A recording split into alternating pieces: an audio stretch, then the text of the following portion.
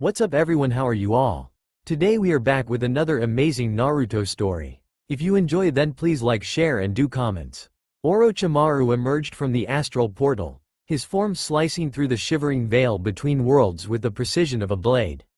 The void between realms relinquished him reluctantly, its iridescent tendrils caressing him for a final, lingering moment before he stepped free into an unseen dawn. He felt it, the shift in energy, as if shedding an old skin, revealing new potential beneath. He stood motionless, allowing himself the indulgence of absorption, attuning to the alien cadence of this realm. The air here tasted different, crisp and saturated with a vibrance that seemed to pulse against his skin, promising secrets that prickled at the edges of his vast intellect. Before him, a city loomed in the distance. Crystal spires caught the light of floating orbs, refracting it into a kaleidoscope of philosophical constructs and impossible geometries. His gaze lingered on the architectural marvels. The city was a nexus of power and he could almost taste the latent energy that dances on his tongue, promising a feast for his unquenchable thirst for knowledge. His ambition was as boundless as the universe, every fiber of his being vibrating with the need to conquer and understand. He would enter, he must. He approached the city gates, a monolith of riddles and whispers that seemed to dance and twirl in a language only the worthy could decipher. The air was saturated with the scent of ancient parchment and the electric tang of ozone, a testament to the scholarly pursuits that lay beyond. As he moved forward, a figure materialized from the dust motes and light, an elderly beggar whose frail form belied the potent energy simmering just beneath the surface. His eyes narrowed, dissecting the paradox before him. The beggar's back was bowed, yet the air around him thrummed with a latent power that sent a shiver down his spine. A silent siren called to the snake within him, stirring both skepticism and a prickling curiosity. "Seek you entry to Luminaris, the city of cognitive resonance?" The beggar's voice sliced through the silence with unexpected gravity, resonating with an authority that belied his outward frailty. "Entry is my right," Orochimaru replied, the silky menace in his tone a stark contrast to the beggar's rasp. "I am born of intellect and baptized in the arcane." A dry chuckle escaped the beggar, as if he was amused by the confidence that dripped from Orochimaru's every syllable. So sure, so certain. Yet the gates open not for arrogance but for acumen. "Will you submit to the test of intelligence, serpent boy?" The beggar's form seemed to shift, the lines of his silhouette blurring momentarily before snapping back into focus. It was a subtle motion, almost imperceptible, but Orochimaru caught it, a proof that this creature was not entirely bound by the natural laws of this reality. A corner of his mouth quirked upward, a shadow of amusement danced in his gaze. This beggar, with his latent power and cryptic invitation, intrigued him. "Your challenge is accepted," he answered, his tone smooth and steady, betraying none of the excitement coiled within him. "Then prepare yourself." The beggar gestured to the gates, where patterns shifted and whirled, forming new labyrinths of logic and lunacy. His breath hitched. His desire to ascend, to dominate the realms of thought and power, fueled his resolve as he stepped toward the shimmering threshold. His fingers glided over the surface of the first riddle, tracing the cool, undulating patterns that seemed to pulse beneath his touch. Luminaris stood imperious before him, its crystal spires a testament to the knowledge he yearned to possess. "Unravel me," whispered the city through the riddle, its voice a seductive blend of challenge and invitation. He began with the edges, the crisp beginnings of thought where reason took shape. He contemplated, dissected, and reconstructed, the gears of his mind whirring with meticulous precision. Each symbol resonated with hidden meaning. His intellect was a blade slashing through webs of confusion. A bead of sweat traced a path down his temple, not from exertion but from exhilaration. The uncertainty of the task ahead was an aphrodisiac to his senses, heightening the taste of potential victory on his tongue. A lesser mind might have faltered, drowned in the tides of doubt, but he danced upon its waves, each step a calculated stroke of genius. The riddles twisted and turned. With every correct answer, a surge of triumph rocketed through his veins, a silent roar of dominance over the beggar's intricate test. Yet, there were moments when the path blurred, when false truths masqueraded as revelations, and his heart beat a rhythm of wariness. These were the moments he savors, the brink of failure that made success so much sweeter. As the final piece clicked into place, a shimmering key wrought from pure intellect, the gate's riddles stilled. The ground beneath Orochimaru hummed with approval, an ancient vibration acknowledging his victory. He stood tall, his chest heaving with restrained pride. "Remarkable," croaked the beggar, his voice tinged with something new. "Was there ever any doubt?" Orochimaru asked, though it was not truly a question. It was a declaration, a testament to his own brilliance, couched in the honeyed tones of faux humility. The beggar tilted his head back and laughed, the sound raw and thunderous. The force of it seemed to ripple through reality itself and, within the tempest of his laughter, the beggar's frail form began to shift. The hunched spine straightened, the knotted hands elongated into regal, clawed fingers, and the dirt-streaked visage dissolved like dust in a gale. Before him now stood not an aged vagrant but an entity of unbridled power, a figure of timeless majesty, draped in robes that shimmered like spilled ink under a celestial glow. Wings, vast and shadowy, unfurled from his back, his obsidian skin glistened like polished onyx, silver hair shimmering as if spun from moonlight. His deep purple eyes, alive with abyssal fire, seemed to pierce directly into the core of one's being. "You are no ordinary traveler, Orochimaru of Earth's realm," the figure murmured, voice velvety with amusement and menace. The sound of his name from this stranger only tightened the coil of anticipation within him, a spark of interest ignited into a blaze. To be seen, to be acknowledged not merely as a wanderer but as something significant. His pride nodded at the recognition though his expression remained composed. That same smirk curled at the edges of his lips. "Who are you?" he demanded, his eyes gleaming with an almost predatory focus. "I am Ezreal," the figure revealed, his name reverberating with the weight of countless eons. Each syllable an echo of chaos and desire intertwined. "The gatekeeper of minds," Ezreal's lips curled into a smile. "Neither kind nor cruel, but something ineffably ancient." Orochimaru's fingers twitched almost imperceptibly at his sides. Not from fear but from the tantalizing promise of what this interaction might bring. This encounter, this being, represented a nexus of potential he had not dared to imagine. "And your mind dances on the edges of brilliance," Ezreal continued. "You are indeed worthy of entering the city." He gestured toward the now shimmering gates behind him. A sense of triumph, fierce and unyielding, blossomed within Orochimaru.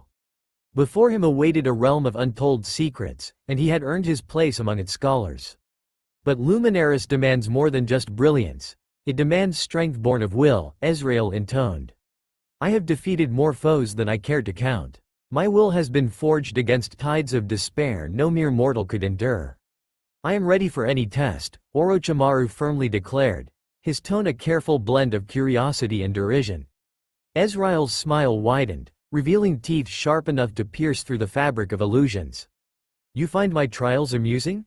Orochimaru inquired. His voice was devoid of resentment and rich with genuine curiosity. To understand this being was to hold a fragment of the cosmos in his grasp. "Indeed," Ezreal acknowledged, "it is rare to witness a soul so adept at piercing the veil. You hunger for what lies beyond the mundane, as do I. Then we are allies in our quest for enlightenment," Orochimaru said, the words a covenant unto themselves. "Perhaps," Ezreal mused, a smirk playing upon his demonic lips. "Or perhaps you are but another piece in a grander scheme. Time shall unveil your role, Orochimaru." In the city of cognitive resonance, Orochimaru stood ready to ascend or to fall, driven ever forward by the unyielding force of his ambitions. Ezreal's laughter faded into the charged silence. "To enter the scholar's sanctuary, one must best the city's champion in combat," he said. Orochimaru's eyes narrowed, the thrill of a new conquest igniting within them. His mind raced, already dissecting the complexities of this challenge. Luminaris loomed in the distance, its crystal spires a tantalizing beacon of hidden knowledge and power. Combat.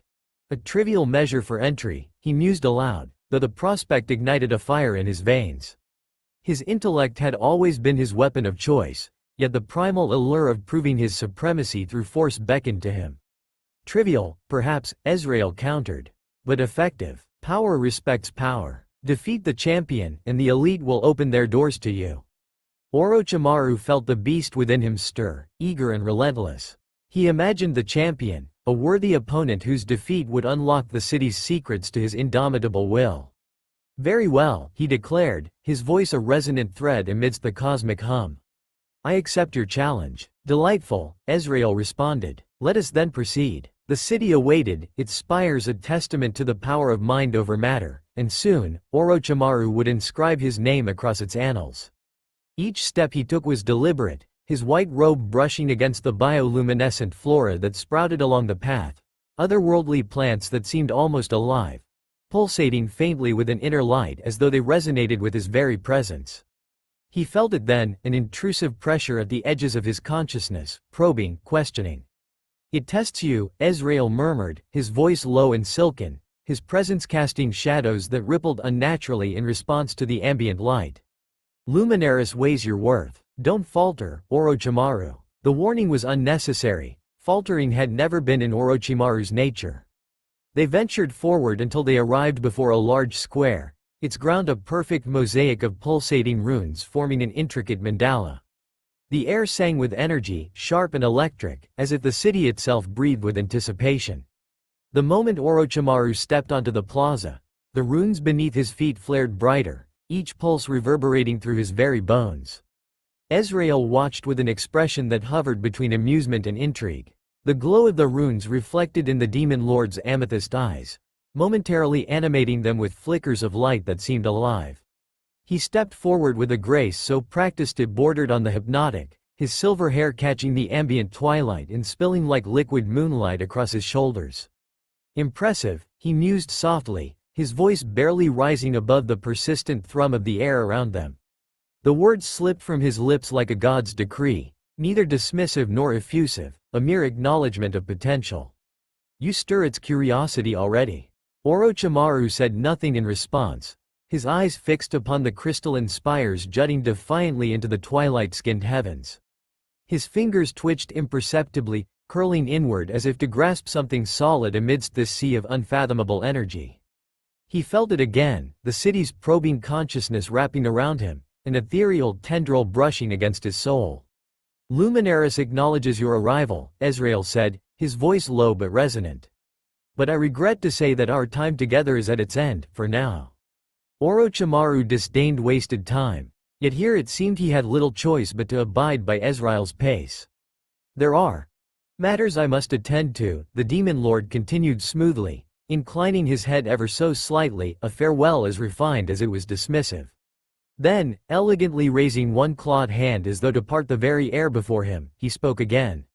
Wisp. The twilight around them seemed to ripple in response, and from the shimmering shadows surrounding the plaza, a silvery vapor began to appear. A languid swirl of smoke that coalesced into a vague, humanoid shape reclining in midair as though resting on an invisible chaise lounge. The spirit stretched lazily, shifting their form into an exaggerated yawn that dispersed part of their torso into thin tendrils before they reformed with unsettling fluidity. Oh joy, Wisp drawled with a voice that dripped with sarcasm, their droopy eyes barely opening as they acknowledged their summons. Another day, another errand. Truly, Ezreal, your trust in me is overwhelming. Ezreal's gaze lowered to Wisp, a faint shimmer of expectation crossing his purple eyes. Do try to behave, Wisp. Orochimaru here will need more finesse than your usual laissez-faire guidance. Wisp snorted, or at least a sound akin to it erupted from the cloudy mass that should have been their head. Finesse? From me? Surely you jest, my lord. Orochimaru eyed the spirit with mild disdain, the slothful creature standing in stark contrast to the sharp precision he valued. Yet there was something about Wisp's presence, frustratingly fluid yet undeniably tuned into Luminaris's pulse, that suggested their guidance may not have been as worthless as it seemed. Ezreal vanished without a sound, his obsidian silhouette dissolving into the peculiar twilight like ink spilled in water. The faint laugh he left behind lingered in the cool air, half mocking, half alluring. Wisp let out another exaggerated sigh, their form rippling and shifting as though shrugging off the weight of their own existence. All right, let's get this over with, they muttered, drifting closer to Orochimaru, their smoky forms shifting lazily as if gravity holds no dominion over them. They hovered just out of reach, their silvery tendrils curling around him, as if exploring his intent. Orochimaru resisted the urge to scowl and locked eyes, or as near as he could, with the faint gleam of light that might have been Wisp's gaze. Despite their lax demeanor, he could sense an uncanny awareness in the spirit, a deep connection to the enigmatic city stretching out before them. "You may find me more difficult to tolerate than Ezreal," Wisp drawled, their smoky form twisting into a vague mimicry of the demon lord's regal posture before dissolving into laughter like echoes. "But don't worry, I've been told I grow on people. Like moss. I tolerate what benefits me," Orochimaru retorted, his voice sharp enough to cut through Wisp's airy humor. The spirit remained unfazed, its form twirling idly around him like an indulgent breeze. "Charming," Wisp replied, their tone laced with mock endearment. They drifted backward, reclining midair once more as though already exhausted by the brief conversation. A flicker of irritation passed across Orochimaru's face. He turned his attention to the sprawling towers that made Luminaris a living dreamscape, choosing silent dismissal over continuing this trivial exchange. The crystalline spires seemed simultaneously near and distant, their glittering edges fracturing light into mesmerizing prisms that danced on the perpetual twilight. Wisp sensed the shift in his attention and drifted closer, their voice softening into something almost serious. "Oh, it likes you," they commented near his ear. "That's rare. Usually, it starts off with terrorizing newcomers, not enchanting them." Orochimaru's lips curled into a faint, humorless smirk as he stepped forward, ignoring the spirit's theatrics. The city throbbed around him like a living organism, its presence growing more oppressive with each deliberate stride. He felt it again, that probing energy, insistent and ruthless, as if seeking the cracks in his mind to pry apart. Without another word, the spirit floated ahead, leading Orochimaru through the glowing mandala at the plaza's heart. The runes flared brighter with every step, pulsing in rhythm with some unseen heartbeat. He followed in silence, his face an unreadable mask of cold precision. "So," Wisp said casually, floating slightly ahead of him, "why do you want access to the sanctuary?" When no immediate response came, the spirit's smoky form swirled into an exaggerated spiral of curiosity. "Wait, don't tell me. Let me guess. You're here on a quest for eternal enlightenment." No, that's too pedestrian. "Perhaps, you're searching for the secret recipe to Luminaris's famed moonberry tarts?" "A classic motive, really. My reasons are my own," Orochimaru stated with cold indifference, his eyes remaining fixed on the labyrinthine crystalline structures before them. Yet, as he spoke, a note of challenge vibrated beneath his calm exterior, daring the spirit to prod further. "Oh, you'll warm up to me," Wisp replied, their words oozing with mock assurance. "Everyone does. Well, perhaps not the last guy who came through here, but that's another story." Orochimaru said nothing, the edges of his focus sharp enough to catch fleeting movements in the shifting geometry of Luminaris. Illusions perhaps, or the city's consciousness manifesting itself in unfamiliar shapes. He took another step and the air thickened, dense with an almost musical hum that reverberated through his chest. Wisp, ever the unhurried guide, floated just ahead of him, their silvery forms shifting into lazy spirals against the fractal backdrop. They seemed untouched by the oppressive energy pressing down on him. As they moved deeper into the district, faint whispers grazed his senses, fragments of languages Orochimaru recognized entangled with others he couldn't place. The effect was disorienting yet entrancing, like navigating through a dream one couldn't wake from. "Here we have the famous neighborhood of wisdom," Wisp drawled in a voice that sounded like it would rather be anywhere else. "You can see the mathematical formulas shifting on that spire over there, marvel at its splendor. Breathe in the stench of self-importance." Their smoky form expanded momentarily as though to gesture dramatically at the labyrinth of crystalline towers rising around them. Orochimaru cast an analytical gaze over the spires. Each tower seemed alive, etched with intricate formulas and texts that shifted like flowing water beneath their crystalline surfaces. "Fascinating," he muttered, his voice laced with both genuine intrigue and clinical detachment. "What are they trying to convey?" "I've heard they're trying to capture the essence of universal truths," Wisp said, their voice dripping with faux reverence. "But if you ask me, it's all rather pretentious. Why not focus on more important questions? Like, why they haven't built a single decent concert hall? Kurt Cobain deserved better, you know." Orochimaru gave the spirit no more than a flicker of a glance, his interest fully absorbed by the shifting texts on the nearest spire. The symbols seemed to twist and writhe as if alive, occasionally rearranging themselves into fleeting patterns that vanished before comprehension could solidify. As he stepped closer, the hum in the air grew louder, deeper, resonating with his very core. "Careful there," Wisp murmured, breezing past him and disrupting the air into a swirl of delicate silver tendrils. "The knowledge here has a way of sticking to you." Orochimaru halted mid-step, his eyes narrowing with suspicion. "Explain." "Oh, they began, their voice drawing out slowly. "The usual side effects. A shattered mind here, a splintered psyche there. Maybe your soul ends up attached to an extra-dimensional equation or two. These things aren't exactly user-friendly." His lip curled in disdain. "You're insufferably vague." "Thank you," Wisp said brightly, their mist forming what could almost pass for a smile.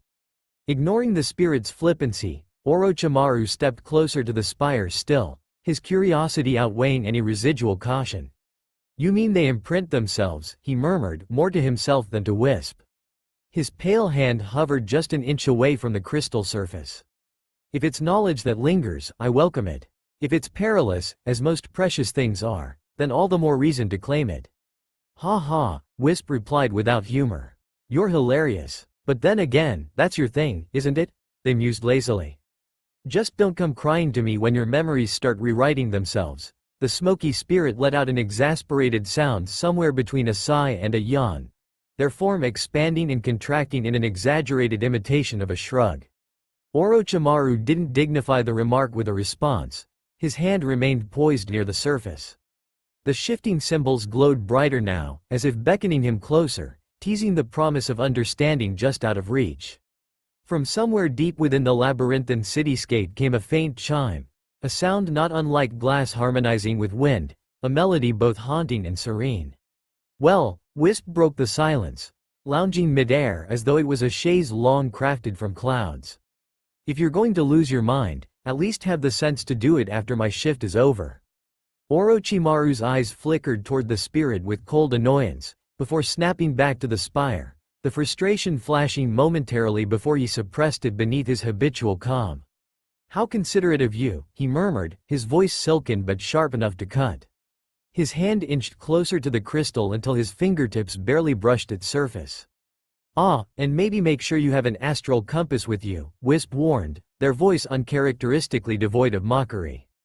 Orochimaru smirked faintly, his eyes narrowing as if to pierce the very essence of the spire before him. If what Wisp said held any truth, and the smoke spirit was maddeningly consistent in mixing truth with unhelpful exaggeration, then these towers contained echoes of something far greater than mere knowledge. "I see," he said, pulling away his hand with deliberate precision. "You see?" Wisp repeated, their smoky form contorting into a swirling question mark. "I see that your ceaseless commentary must be the price of tolerating you," Orochimaru replied, his smirk sharpening. "Oh, please. Flattery will get you nowhere," Wisp drawled, morphing back into their blob-like shape. Orochimaru stepped back, his gaze lingering on the spire as if its secrets were taunting him. The crystalline lattice seemed to sense his retreat, the symbols dimming ever so slightly, their teasing allure fading into dormancy.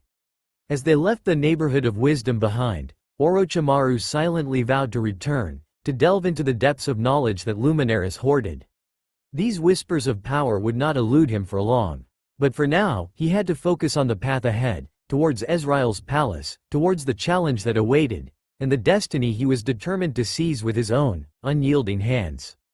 His shadow slithered across the crystal pavement, following Wisp's nebulous form through the labyrinthine streets. The spirit's voice, a lazy drawl that stretched each syllable into an eternity, punctuated the silence with unwelcome trivia. "Behold," Wisp announced, pointing, or rather billowing toward, a grand staircase spiraling skyward, its apex obscured by the haze of glowing mist that suffused the entire city. The blind staircase that leads to nowhere. Each step etched with a poem by the great sage Valtorin, 833 in total. And, rumor has it, not a single soul has ascended without feeling slightly out of breath. "A monument to futility," Orochimaru muttered under his breath, his eyes tracing the stairway regardless, appreciating the architectural feat, yet resenting the frivolous fact that accompanied it. He yearned for silence, golden and undisturbed, as much as he craved the knowledge hidden within the spires. "Exactly," Would you like to climb it? Wisp offered, delighted, their forms spiraling skyward in a mock imitation of the staircase. Spare me, he said flatly, resisting the urge to swat at the insufferable wraith. Wisp snorted or produced a sound akin to it. You seem like the type who enjoys a good existential crisis, but fine, suit yourself. Though, let's not pretend you're above pointless obsessions. They trailed off, letting the words hang in the charged air. Luckily for you, this place has infinitely more stairs if you ever change your mind, Wisp declared grandly, their mist coiling lazily around Orochimaru like a persistent ghost of amusement. He exhaled slowly through his nose, a sound of barely restrained irritation.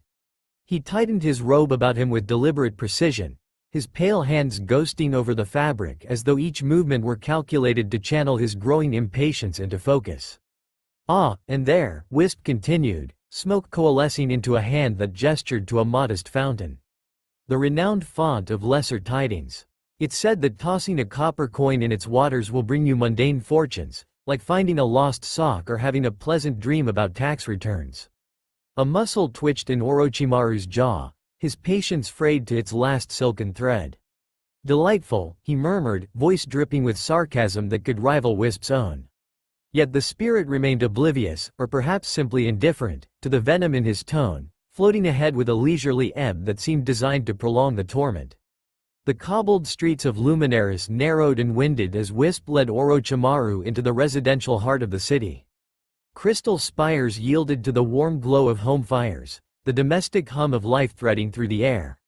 Here's the venerable Academy of Arcane Arts, the spectral guide reported, nudging closer to a building that looked as though it had been designed midway between a crystal shard and an ancient tome.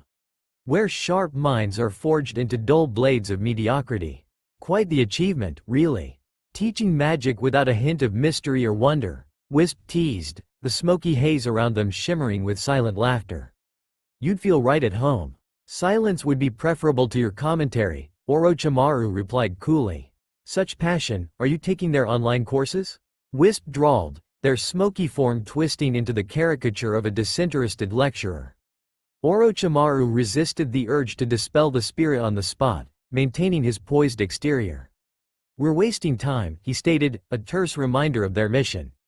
But how can I deprive you of the illustrious Research Institute for Dimensional Studies? Right there, see? Wisp remarked, smoke coalescing into a finger to point at an unassuming building that didn't quite seem to fit within its own dimensions. Ah, they've just discovered a new way to misinterpret the fabric of reality. They will spend the next symposium arguing about whether it's morally justifiable to watch paint dry in other dimensions, the spirit murmured, a note of genuine amusement in their tone. Indeed, they misinterpret, Orochimaru agreed quietly, exhausted by the relentless banality, yet subtly intrigued by the final mention of dimensional studies. As they moved on, the silver mist flitted ahead, leading him through a labyrinth of narrow lanes and sparkling avenues. The city's perpetual twilight added an ethereal quality to everything it touched, each moment holding the weight of infinity. A bridge crafted entirely of transparent quartz came into view, stretching over a rippling river of liquid light. Beneath its surface, constellations seemed trapped, frozen starlight straining against its shimmering flow. Orochimaru paused at the edge, his analytical gaze sharp as he studied the unnatural phenomena. Did you know, Wisp interjected, popping the bubble of silence with glee, that the fish in this stream are descended from the celestial koi of the third epoch? They say their scales can predict the weather. Or was it fortunes? I forget. Fascinating, Orochimaru added dryly, the word hollowed out of any genuine interest. Oh, it is. Especially if you enjoy four-dimensional sushi, Wisp's form flickered with what might be construed as excitement. Can we skip to the part where I find something actually useful? Orochimaru asked, his unabating gaze already moving on to more appealing subjects, namely, anything else. Sure, Wisp laughed. On to more pressing matters, right? Then you will be mesmerized by the riveting history of the city's sewer system. Spoiler alert. It involves enchanted pipelines. Lead on, Orochimaru said sharply, his voice a blend of irritation and thinly veiled urgency. He stepped onto the quartz bridge, his boots clicking softly against the translucent surface, his figure momentarily ensnared by the refracted starlight from beneath. Perhaps, Wisp continued as they crossed to the other side. You'll find the quarters of Unending Gloom more to your liking. It's a fabulous place where all of Luminaris's most depressing literature is stored. You thrive on exasperation, don't you? Orochimaru responded, his tone flat as though carved from the very crystals that built the city around them. It's a gift. Not that I don't enjoy being the object of your disdain, but we both know you'd be hopelessly lost in this city without me. I'm practically doing charity work here, Wisp quipped cavalierly, leading the way with a deliberately slow drift, as if savoring each moment of Orochimaru's impatience. Their path finally veered towards a formidable palace rising like a monolith of dark crystal and swirling energy. Here we are, Ezreal's humble abode, Wisp proclaimed with a dramatic flair. Typical demon lord aesthetic. Care to know the lore behind each decorative blasphemy adorning these gates? Let's just call it a night, Orochimaru offered, feeling relief at the promise of solitude. May your time within these walls be as enlightening as my company has been burdensome. Then, Wisp replied, their tone languid as ever. The Shadow Palace stood before Orochimaru, its grandeur unparalleled even in the fantastical landscape of Luminaris. Each stone was infused with the essence of the void between realms, their surfaces shimmering with an ethereal light that danced across the courtyard, casting mesmerizing patterns that seemed to shift with each step he took. The reflections wove a tapestry of the universe's depth, hinting at secrets that lay beyond mere mortal comprehension. The architecture was an impossible geometry, elegant and otherworldly, with spires reaching skyward like fingers attempting to grasp the cosmic vortex above. For a fleeting moment, as Orochimaru gazed upon Ezreal's domain, the beast in him seemed to bow before a mightier force. He stepped forward, his boots echoing softly on the iridescent ground.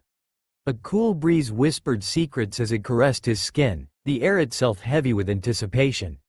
The palace's grandeur spoke of Ezreal's dominion over this realm, each detail a testament to his mastery over chaos and structure, blended into a harmonious paradox.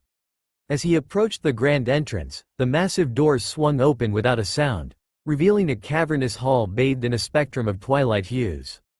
The interior was no less impressive than the exterior, with soaring ceilings that seemed to reach into infinity, and columns that twisted upward like tendrils of smoke frozen in time. Every corner of this place is steeped in power, he thought. The awe that had momentarily softened the edges of his resolve hardened once more into the unyielding determination that defined him. Ezreal's Shadow Palace may have been a masterpiece of mystical engineering, but to Orochimaru, it was simply another challenge to be conquered. Suddenly, a loud fart broke his train of thought. The noise reverberated through the colossal hall, a stark contrast against the austere setting, bouncing off the twisting columns and rippling across the crystalline surfaces like a pebble dropped into a still lake. Orochimaru froze mid-step, caught between irritation, dismay and, in spite of himself, barely suppressed laughter. "Ah, Miss Croft. Welcome back." From the shadows emerged a hunched, old man holding a silver tray in his gnarled hands, with the blue crockery on top of it clinking ominously. His uniform, immaculate in its antiquated style, seemed slightly too tight for him. "Miss Croft?" Orochimaru arched a brow, recovering swiftly from the unexpected interruption. He glanced around the empty hall, his eyes sharp as they scanned for this so-called Miss Croft. Was this a test? Some illusion meant to unbalance him? The old man shuffled closer, his feet scraping across the gleaming obsidian floor with an uneven rhythm. Despite his creaking joints and hunched posture, he moved with relentless determination. "No, no, Miss Croft," the man exclaimed again, his voice sounding like brittle parchment being torn in half. His eyes, watery yet strangely piercing, locked onto Orochimaru with alarming intensity, and he felt his irritation flare as the old man continued to shuffle toward him, the clinking of the crockery on his tray grating against his nerves. "I am not Miss Croft," he hissed, his eyes narrowing dangerously. The old man suddenly stopped. His lips curled into a sinister smile that conveyed neither apology nor explanation. "Shall I fetch the blue china?" he asked with a hint of menace. Without any discernible signal, he began shuffling toward Orochimaru again, this time faster and more erratically, the silver tray wobbling precariously in his grasp. Orochimaru took a calculated step back, his pale features contorting in a rare display of genuine unease. "The blue china is on your tray," you moron," a sugary voice cut through. From the shadows of the hall's left wing emerged an odd creature resembling a nesting doll. Her towering form glided across the obsidian-like floor. Her glossy crimson smile painted onto her wooden face was unmoving, but her golden eyes practically blazed with barely contained exasperation. "Jeeves, you insufferable relic," she chirped sweetly as she approached. The contrast between her saccharine tone and her sharp words was enough to strike anyone as inherently dangerous. "You were expressly forbidden from frightening guests.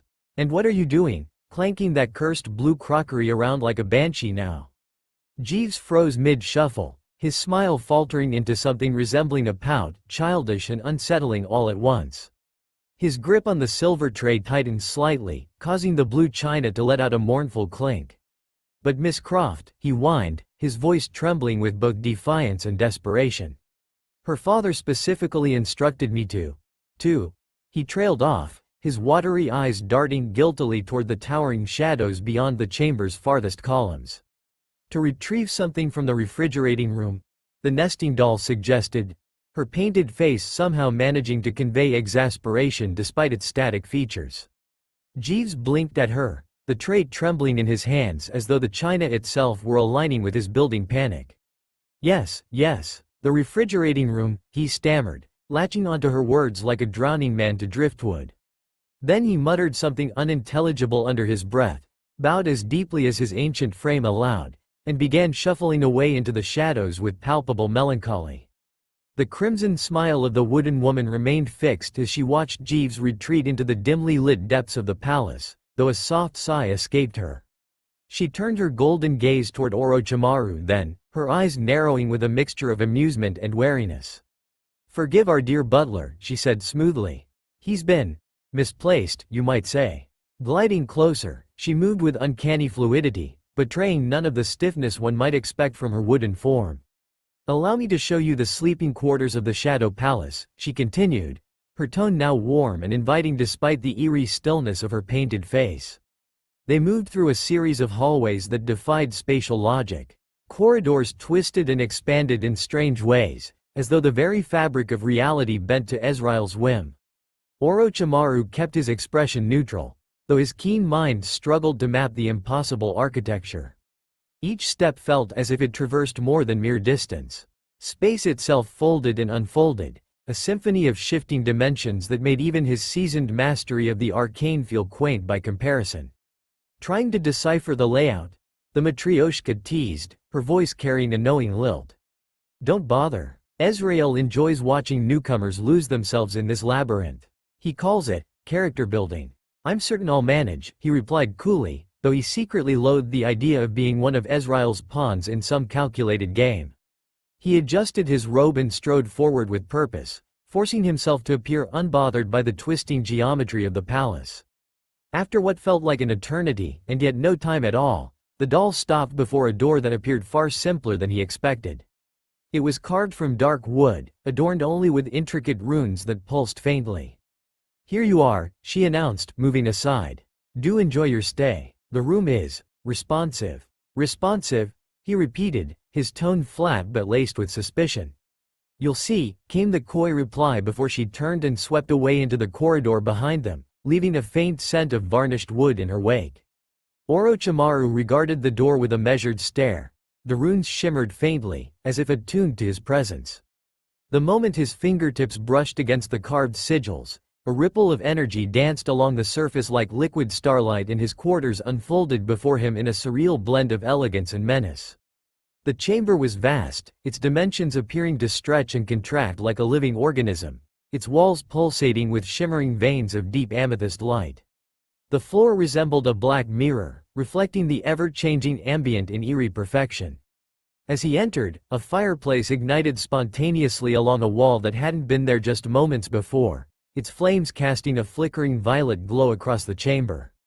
A massive four-poster bed dominated the center of the room, draped in indigo silks that shimmered like liquid night, its frame forged from a polished metal so dark it seemed to absorb the light. Around it, floating platforms carried bookshelves stacked with tomes bound in leather and scales, their titles in languages Orochimaru barely recognized. One wall held an ornate ivory-white alchemist's workbench, crafted from what appeared to be bones and lit by orbs that hovered gently above it, its surface cluttered with vials and tools that glowed faintly in various hues. Another wall opened into what could only be described as a window into another realm. Beyond the glassy surface stretched a cosmic maelstrom of light and shadow, swirling galaxies mirrored against an infinite void. "Fascinating," he muttered, his voice laced with intrigue and just a hint of reverence. The next morning, seated at the grand table with Ezreal, Orochimaru found himself surrounded by opulence, sumptuous fabrics and elaborate food. Yet, it was not the feast before him that consumed his thoughts, it was the impending confrontation in the arena. "Such contemplation befits a warrior before battle," Ezreal noted, his voice a velvety echo in the vast chamber. He slid a dish of exotic fruits across the mahogany table. "But remember, Orochimaru, in Luminaris, every defeat is merely a prelude to a greater understanding."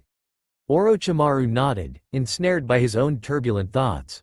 The fruits lay untouched. "Understanding isn't my aim today," he responded coolly, his voice a mixture of determination and a barely veiled undercurrent of anxiety. "Victory is." "Ah," Ezreal chuckled lightly, sipping from a cup that shimmered with ethereal essence. "But what is victory without the insight gained from the battle?" He leaned forward, his eyes piercing. "True victory is defined by power attained, not merely by lessons learned," Orochimaru replied, his eyes hardening like the jewels adorning the palace walls. "Yet, power without wisdom consumes all, even its wielder," Ezreal continued, the corners of his mouth lifting in a smirk that promised hidden depths. Orochimaru considered this as he finally reached for a piece of fruit. The flesh was sweet, bursting with flavors that seemed almost otherworldly. "Perhaps," he conceded, letting the taste linger on his tongue as he pondered Ezreal's words. "But some of us are willing to burn to grasp what we desire." The demon lord's smile was enigmatic and tinged with darkness. "And that is precisely why you were chosen." As breakfast continued, the conversation shifted subtly from philosophical musings to strategic advice for the upcoming battle. Ezreal, with his millennia of experience, offered cryptic snippets of knowledge that seemed to dance just beyond the reach of full comprehension. His advice was woven with caution and foresight. "In the arena, you will find that your opponent is not merely a wielder of magic but a mirror to your soul," he explained, his fingers tracing arcane symbols in the air, which glowed momentarily before dissipating. "Observe, anticipate, and remember. The universe favors those who embrace its complexities."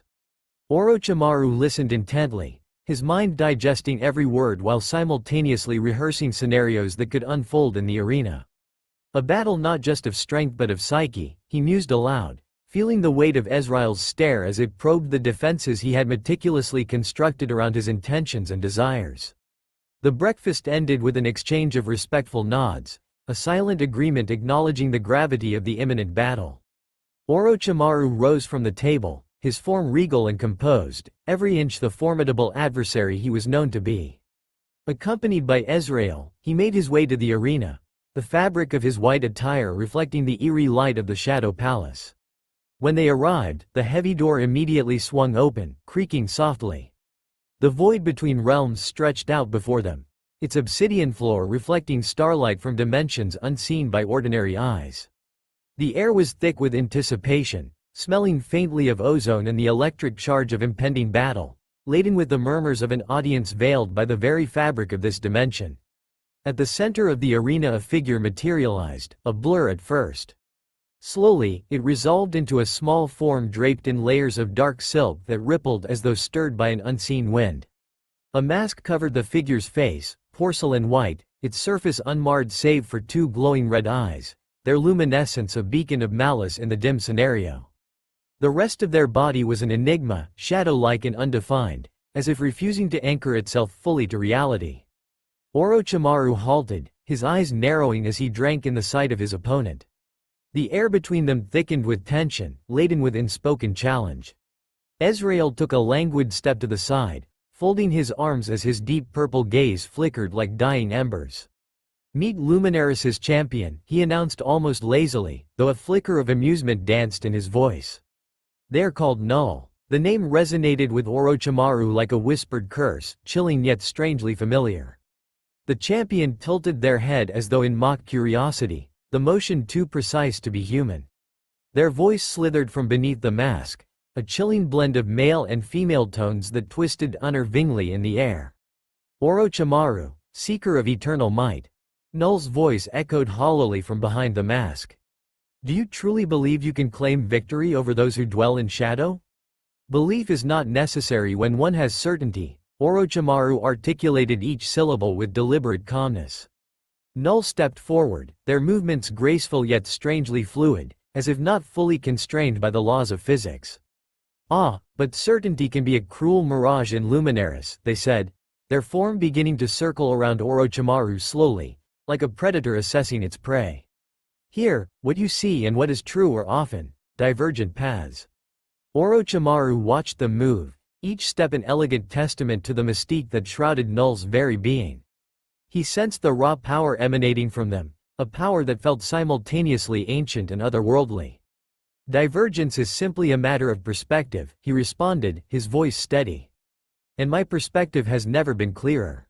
How quaint to witness your confidence, when it stands on the precipice of oblivion. Null delivered the words with a smooth, condescending tone, their voice a melody of scorn, rich with the timbre of concealed laughter. Your words are as empty as your visage, hidden behind a mask, Orochimaru retorted, his voice smooth as silk and sharp as a blade. Null stood unfazed, their silhouette undulating slightly as if the very air around them was hesitant to touch their form. Ezreal chuckled softly from the sidelines, a sound that seemed to contain layers of unspoken knowledge. Begin, he commanded, and the word resonated like a gong across the void. Null raised their hands and, from the depths of their dark silken sleeves, tendrils of black mist emerged, writhing as they reached towards Orochimaru. His response was swift. Golden glyphs sprang to life around him, forming a protective barrier against the encroaching darkness. The first exchange was but a whisper of what promised to be a tempestuous symphony of power and wit. Each combatant wove through their arsenal of spells and counter-spells with the precision of a master artisan shaping their finest creation.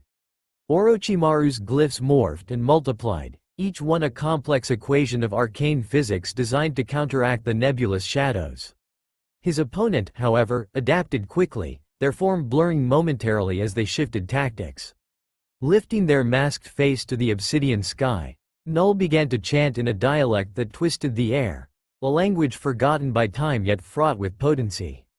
The ground beneath Orochimaru's feet thrummed with a newfound energy as dark spires of crystal jutted out towards him, aiming to cage him within their merciless grasp. His body contorted, his mouth opened wide, and a sword appeared, gleaming and sharp. Orochimaru sliced through the crystalline structures with a grace that belied the urgency of his situation. The fragments cascaded around him like rain made of shadows, each shard dissipating before it could reach the ground. With a flick of their wrist, Null summoned to their hand a scythe made of pulsating light, its blade shimmering with a dangerous promise. They swung it casually, testing its weight, the air hissing as the blade sliced through it. Their posture was relaxed, almost carefree, as if they relished the confrontation more than they cared about its outcome. His fingers curled around the hilt of his own weapon, etched deeply with runes that glowed softly in response to Null's light. The first brush of that radiant blade against his defenses felt like a betrayal. His sword began to fade away at the touch, leaving only a ghostly echo where it once thrummed with power. The realization that Null's weapon could dissolve magical constructs was a cold wake-up call. A flicker of anger danced across his features, his fang-like teeth bared ever so slightly in a silent snarl. But the flame of irritation was swiftly doused by the cool waters of his determination.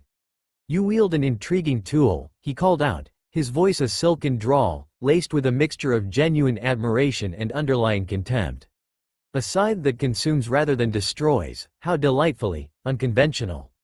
You can have one too. Null's voice was taunting and mocking. Just make sure to satisfy death in the bedroom, like I did. Orochimaru's eyes narrowed to slits, his disbelief momentarily breaking through his practiced composure. I see, he said after a moment, his voice dipped in honeyed condescension. So that's the secret to your unorthodox arsenal. I imagine death must be quite tired of you by now. Null tilted their head to one side, the scythe buzzed faintly in their grip like a sentient creature. Tired? They drawled, taking deliberate steps forward, the liquid motion of their dark silks contrasting with the sharp edge of their words. You finally wound me. Death and I have an arrangement. Mutual benefit, endless pleasure. You wouldn't understand. He smirked despite himself. Null's arrogance was deliciously grating, and perhaps that was fueling his stubborn will to retaliate. Don't dismiss me so hastily. I've engaged many enigmatic partners. Power makes strange bedfellows. Perhaps it is you who might lack imagination in that department. His smirk widened, his eyes gleaming with something akin to amusement. Null's laughter rang out, their glowing red eyes narrowing into wicked crescents behind the porcelain mask. Oh, darling, power is your only true lover. Death wouldn't have you for a single night, let alone an eternity. They surged forward in an instant, their shadowy form blurring at the edges as they closed the distance. If power is my lover, Orochimaru said smoothly, sidestepping as Null advanced, keeping pace with measured elegance. Then surely you must be jealous. Reaching deep into his reserves, he formed a set of intricate seals so fast his fingers blurred. Touching the ground, he summoned a giant snake. The serpent erupted from the arena floor with a deafening roar and coiled protectively around Orochimaru, hissing defiantly at Null, its venom dripping in thick, glowing beads that sizzled ominously as they touched the obsidian-like surface beneath them. I cannot stoop to feeling low mortal emotions like jealousy, Null replied, their voice calm yet taut with an undercurrent of challenge. Sleeping with death has granted me a perspective far beyond your petty ambitions. The snake lunged without warning, its fangs aimed directly at Null with astonishing speed. But instead of recoiling or evading, Null allowed their form to ripple and distort as the serpent's jaws snapped shut on nothing but empty air. A heartbeat later, they reformed just above the coiling snake's head and spun the scythe in an intricate arc, the dazzling blade warping the air around it as though the fabric of reality itself protested its presence. They struck with a fluid motion, the dazzling blade whispered against the serpent's scales, and where it touched, the creature shuddered violently, its shimmering body convulsing as if a crucial thread in its existence had been severed. Orochimaru's eyes narrowed, sensing the drain on his own life force as the snake faltered under the scythe's touch. You're quite an inconvenience, he admitted through gritted teeth, flicking his hand to recall the serpent before it could succumb completely. It dissolved into ribbons of golden light, retreating back into the ether from which it had been summoned. The effort left Orochimaru momentarily winded, but the glimmer in his eyes betrayed no weakness. Null landed lightly on their feet, the folds of their silken garments settling as though gravity itself took orders from them. Predictable, they taunted. Orochimaru's gaze hardened, like ice crystallizing under a relentless winter sun. I am beyond your comprehension, he retorted. Before Null could respond, Orochimaru raised a single hand and snapped his fingers.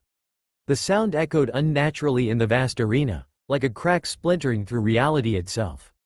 The surface beneath their feet began to ripple and distort, trembling with an unseen energy that surged outward from him like waves across a midnight ocean, spreading further and faster than should have been possible.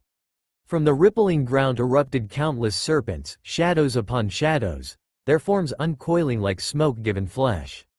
Translucent yet solid, they glistened with an eerie luminescence as their empty eyes fixed on Null. Each was a fragment of Orochimaru's immense will, animated by the forbidden power coursing through his veins. Null tilted their head again, the faintest chime of laughter escaping through the slits of their mask. All these snakes, are you overcompensating for something? They mused. The scythe twirled between their fingers with maddening grace, its energy humming as if in approval of its master's remark. He let out a low chuckle, more out of defiance than amusement. His eyes glinted with a feverish determination, a spark that refused to be extinguished.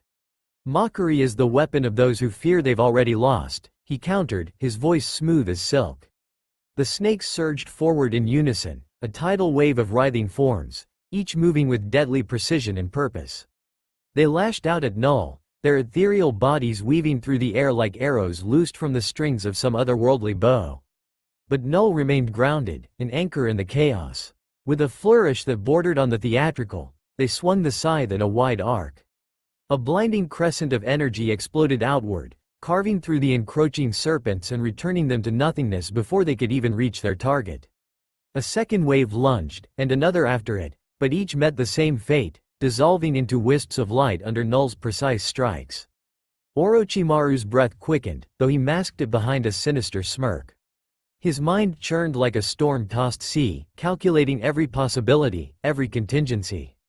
His pale fingers flexed at his side, summoning new traces of energy from depths he should no longer have had access to. The void began to ripple apart, revealing fragments of dimensions not meant to interact with this reality. Shards of glowing crystalline structures, twisting fields of cascading light, and unimaginable depths of darkness all began leaking into the arena. His smirk deepened as he stood at the heart of this growing chaos, a conductor orchestrating his symphony of forbidden knowledge. "Oh no you don't," Null blurted out, their voice cutting through the air like the scythe they wielded. With a fluid motion, they slammed the brilliant blade into the ground. The arena quaked as a pulse of light radiated outward, its reach disintegrating the surreal chaos he had summoned into leaking existence.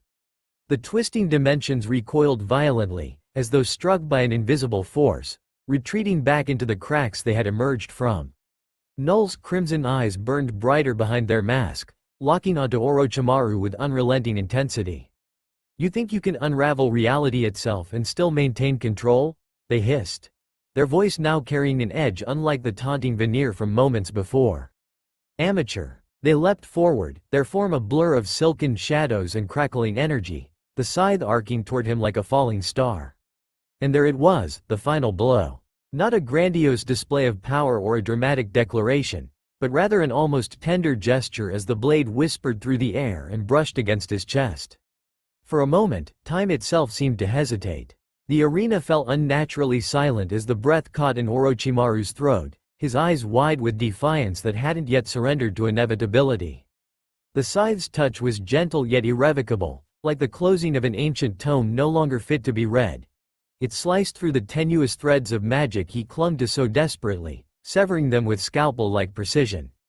Null's victory was silent, absolute, their glowing eyes the sole testament to the triumph. As Orochimaru knelt, the proud serpent brought low, the weight of 1,000 failures descended upon his shoulders.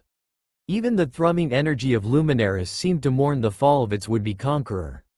"An interesting spectacle," Null began, their voice a paradox of disdain and admiration that snaked through the charged atmosphere. "One worthy of a second act, should you dare accept it." Orochimaru's laugh, a hollow echo of defiance, filled the arena as he looked up at Null, the victor shrouded in mystery and darkness. "Consider it," Null continued, their tone held the weight of a test, a gauntlet thrown down amidst the ruins of his ambition. Before he could muster a response, a new presence encroached upon the gravity of his predicament.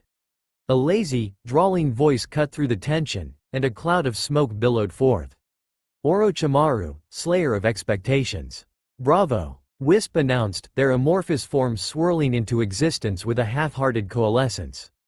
Orochimaru's gaze shifted to the silvery haze of smoke, his eyes glinting with equal parts annoyance and faint relief.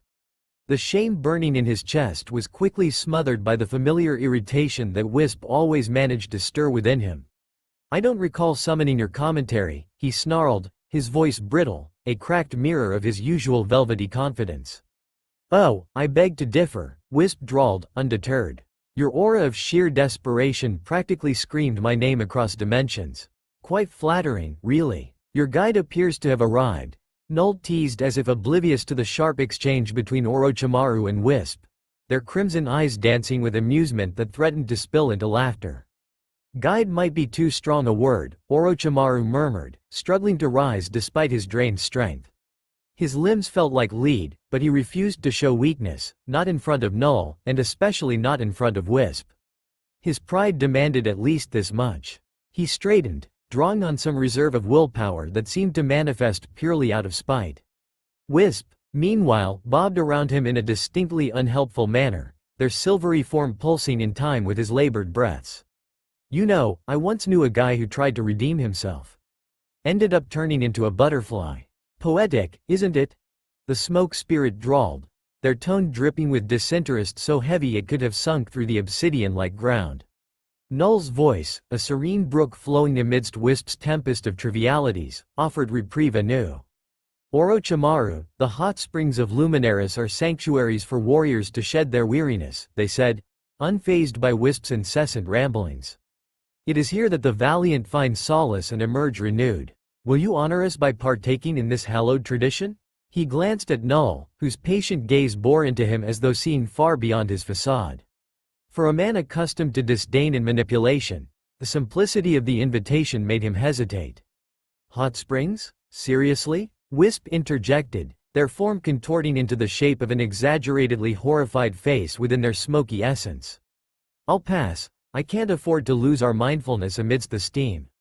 Again, very well, Orochimaru said curtly, though his voice trembled faintly at the edges. The path to the hot springs meandered through Luminaris's recreational district, guiding Orochimaru and Null past gardens where reality seemed to bend, plants from multiple realms coalescing into an otherworldly flora. When they arrived, the air was laced with an earthy perfume, steam rising in lazy spirals from the mineral-rich waters, veiling the space in a dreamlike haze. The pools lay nestled among artfully arranged stones and luminous flora that seemed to glow with an ethereal light, casting reflections upon the water's mirror-like surface. As he hesitated on the verge of the steamy embrace, Null stepped forward, their movements as fluid as the vaporous tendrils that curled around their form. Their mask faded away, and for the first time Orochimaru beheld Null's true identity, a woman whose youth belied her sagacious eyes, red like smoldering embers against her fair skin. With deliberate grace, she began to unwind the dark silks that had shrouded her figure, letting her outer robe fall from her shoulders, pooling at her feet like a silken shadow. Her glowing red eyes never left Orochimaru's, alight with a mixture of mischief and challenge. What little clothing adorned her form followed suit, leaving her utterly bare in the warm glow of the ethereal flora. She moved unashamedly toward the water's edge, each step soft yet purposeful, her every motion exuding both confidence and an almost feline elegance. Her long hair, once bound, cascaded down her back like strands of infinite midnight, dancing faintly with the steamy breeze. Even in this vulnerable state, she remained towering and imposing, not for what she exposed but for how entirely comfortable she was in doing so. Well? Null said, her voice honeyed with playful provocation, the single syllable lingering in the misty air like a beckoning spell. She paused at the water's edge, one foot dipping into the steaming pool before turning back to face him. Her crimson eyes glinted with challenge, an invitation wrapped in teasing amusement. For a moment, Orochimaru was uncharacteristically at a loss for words. He had faced terrors untold, manipulated minds with a flick of his tongue, but nothing, absolutely nothing, had prepared him for such an unabashed display of confidence and allure. "You dare to flaunt yourself?" he finally managed to utter, his voice lower and rougher than intended. His eyes flickered from her coy smile to the serene surface of the water, and back again. "Why should I not?" she replied, wading into the spring with deliberate slowness. Each step caused gentle ripples that danced like living patterns across the water's surface. "I promise, the water's as inviting as I am." Orochimaru stiffened, a flush creeping up his pale neck, a rare and thoroughly unwelcome betrayal of composure. His usual shields of self-assurance and detachment were rendered inadequate, yielding to an unexpected admiration for the woman who stood before him, naked in more than just body, but in spirit and truth. Her eyes lingered on him, half-lidded, daring him to meet her gaze. When he didn't move, she let out a soft hum. "You know," she began, trailing her fingertips lazily through the water, "for a man who claims mastery over life and death itself, you're surprisingly timid." She sank deeper into the water, the rippling steam coiling around her like mischievous wraiths. His jaw clenched, the ridges of his teeth grinding against each other as he glared at her. Her words were honeyed venom, sweet and paralyzing, sticking to his pride. He felt cornered by her sheer audacity, the way she wove mockery and allure into a single, devastating blow to his defenses. "Timid?" he echoed, his voice low and simmering with indignation. This was entirely unfamiliar territory, where his keen intellect offered no guidance and sharp-tongued retorts fell flat against her unyielding confidence. "Yes, timid," she repeated, dragging the word out languidly as though savoring its taste. "You stand there wrapped in your layers of arrogance and pride. Get rid of them, for once," she said, her voice softening just enough to make the words feel like both a challenge and an earnest invitation. Her chest rose just above the waterline, glistening droplets clinging to her skin in a way that seemed almost deliberate. Or are you afraid of me? I won't bite, unless you ask nicely.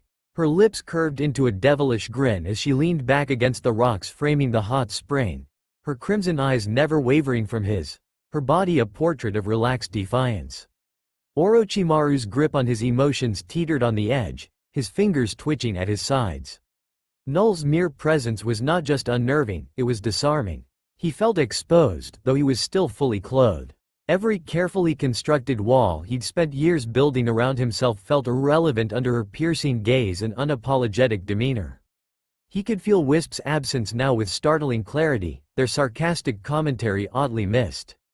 Alone with Null, there was no smokescreen of distraction to hide behind. His tongue flicked briefly across his lips as he tilted his head slightly, snake-like eyes narrowing as he scrutinized her. "You speak as though you know me," he growled at last. Null let a soft laugh escape her lips, a sound like the ring of a silver bell, teasing and melodic.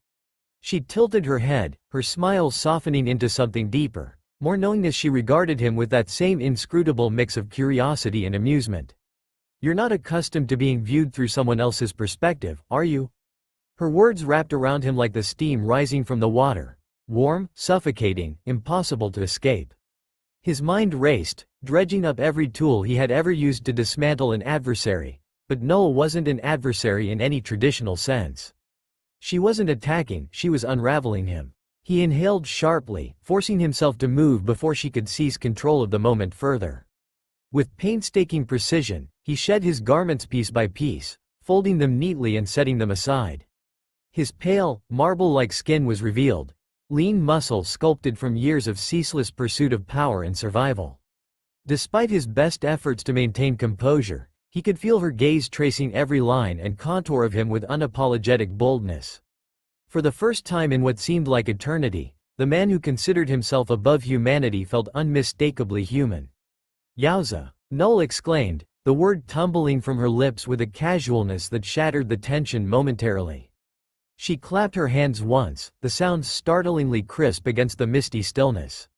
"Beg your pardon?" Orochimaru stepped into the spring with slow deliberation, the water lapping against his legs, its heat easing a tension he hadn't even realized he held.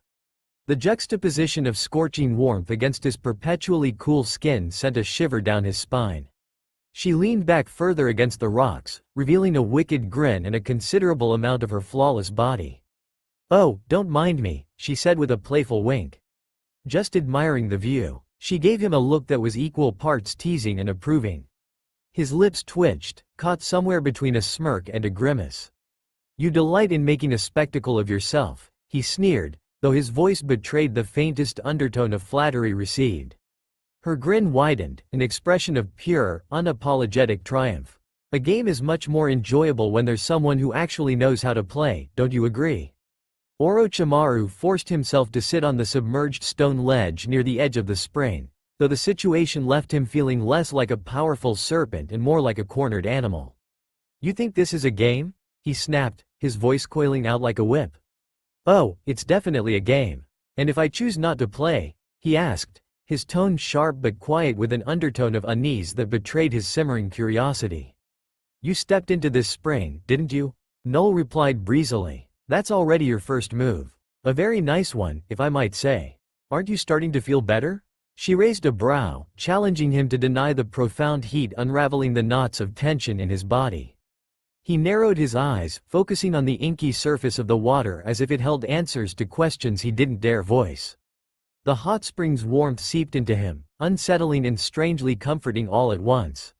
Null was right. Damn her. He did feel better. "Your insight is as penetrating as your gaze," he admitted, allowing himself a rare moment of vulnerability. She beamed at him, clearly pleased with his choice to indulge in her world. Her eyes sparkled with delight, yet her tone carried the same maddening blend of irreverence and depth. "See? You're already winning more than you expected to." Null smiled, a knowing curve that promised mischief. The palpable charge between them remained, but now it pulsed with a rhythm that was no longer purely adversarial. She moved closer, the distance between them diminishing with an agonizing slowness, each ripple of the steaming water seeming to echo the tension in the air. It was a sensation Orochimaru rarely experienced, this peculiar mix of irritation and intrigue, a faint tremor that disturbed his otherwise immovable confidence. She leaned toward him, her voice dropping to a low, teasing whisper. "My turn now. What strategic move do you think I'm about to make?" Orochimaru felt it as acutely as the heat of the water seeping into his skin, a magnetic pull he couldn't entirely resist, despite every instinct warning him to stay guarded. "You've already made your move," he answered, his voice as velvety as it was calculated. "You've invaded my space." His lips curled into a small, sardonic smile as he met her challenge. In an instant, she materialized on his lap, pressing her body close to his. Orochimaru's breath hitched, barely perceptible, but enough for her to notice. "Now I've invaded your space," Null said, her crimson eyes gleaming with satisfaction. She lifted her hand to his face, her fingertips brushing against his cool skin before tracing the sharp lines of his jaw. "Good advice, I must thank you," she added softly. "You misunderstand," he murmured, his voice a mix of admonishment and allure. "I do not offer advice freely." "Interesting," she replied, her lips mere inches from his. "What do you want in return?" The hand on his jawline moved downward with delicate insistence, grazing the hollow of his throat before pressing lightly against the center of his chest, right over the steady thrum of his heartbeat. Her touch lingered there, as if she could pluck his secrets straight from the rhythm. Noah was trying to reach into his very core, a feat no one before her had the courage, or perhaps the foolishness, to attempt. His lips curved into a smile that teetered on the edge of menace and intrigue. He reached up, languidly wrapping his slender fingers around her wrist. Though his grip was gentle, it conveyed a quiet authority, a reminder of who he was. "Do not presume that this game comes without stakes." She didn't flinch or falter, if anything, her grin widened at his veiled warning. She leaned in closer, closer than any adversary had dared, closer than anyone else could. "Then raise the stakes," she whispered, her lips brushing against his ear as if each word carried a spell meant only for him. His grip on her wrist tightened imperceptibly, his eyes narrowing just enough to convey both irritation and fascination. She was dangerous, and yet there was something magnetic about her audacity. His gaze locked onto hers, unwavering, predatory. "If you insist on playing this game." He lowered her hand from his chest slowly but deliberately, guiding it down. "Make sure you're aware of the penalties." "I'm quite adept at making amends," Null chuckled softly, a sound that carried no fear, only the thrill of challenge. With a gliding motion as fluid as water yet sharp as a blade, she twisted free of his hold and pressed herself against him without hesitation. "After all, every game needs rules. Tell me yours." She tilted her head, smile never faltering as her fingers traced a slow line down his chest, her nails grazing his skin, leaving tendrils of sensation in their wake. Her touch was deliberate, not timid or hesitant but bold, as if she had every right to map the contours of his body. Her crimson eyes glimmered with a mischievous light, daring him to retaliate, to match her. His eyes locked onto hers, more serpent than man now, as if he were testing her resolve against his own. He let the moment linger, the tension between them sharpening to a fine edge. "Rule 1. Stop being so chaotic. I like order and tidiness," he murmured, his voice a low growl. But there was no venom to his words, only a dangerous softness that promised consequences if she continued her relentless provocation. She laughed, a light, musical sound that drifted through the steam-filled air with maddening ease. "Oh, it's already penalty time then," she said, her tone sultry and brimming with amusement. Her fingers danced along his chest, playful and undeterred, tracing the sinewy lines of muscle as though she were memorizing him by touch alone. Orochimaru watched her intently, her defiance stirred something in him he hadn't explored in years. Yet, it also infuriated him. She thrived under his scrutiny instead of crumbling beneath it. His fingers slid to her forearms, deliberately slow, their path a subtle friction against her skin, as though testing how much of her audacity he could contain, if he truly wished to. "Chaos can be captivating," he admitted, his voice an intimate murmur. "But even chaos must eventually bow to control." She cocked an eyebrow, clearly unimpressed by his assertion, her devilish smile undeterred. "Control is overrated." Noel leaned forward suddenly, her lips so close to his that they shared the same breath. "Besides, you seem to like my chaos just fine." She shifted on his lap with a deliberate grace, her movements brushing against him in ways that sent undeniable ripples of sensation coursing through his control. Orochimaru's hands remained firm on her forearms, but his eyes betrayed just the faintest flicker of something he would never admit aloud. It annoyed him as much as it intrigued him. Null was not only bold enough to taunt him, but dangerous enough to leave him wanting more. "Your audacity knows no bounds," he replied, the words escaping him like traitorous whispers, betraying the fascination that she had kindled. The corners of his mouth twitched, resisting the smile that threatened to break through his composure. Her eyes, those twin infernos of red, flickered with delight, their glow intensifying as if to burn away any lingering hesitation he harbored. His fingers moved to trace the arch of her spine with a hesitance that belied his growing hunger, the sensation of her skin beneath his touch igniting an unfamiliar blaze within his chest.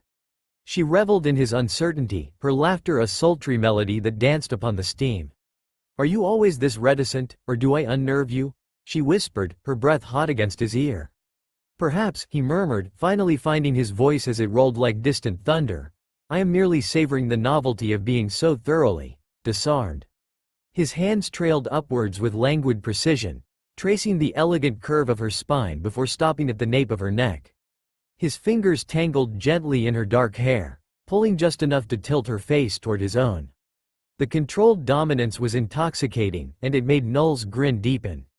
"You savoring me?" she purred, her voice a silken thread, pulling him ever closer to the edge he had so religiously avoided.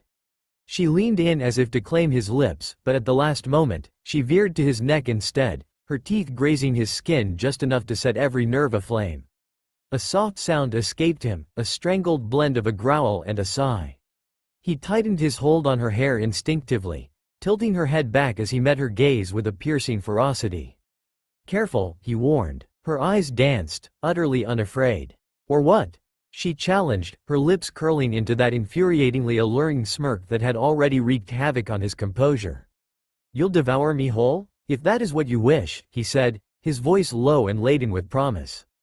His lips hovered just over hers, his breath warm and teasing as if daring her to close the aching distance.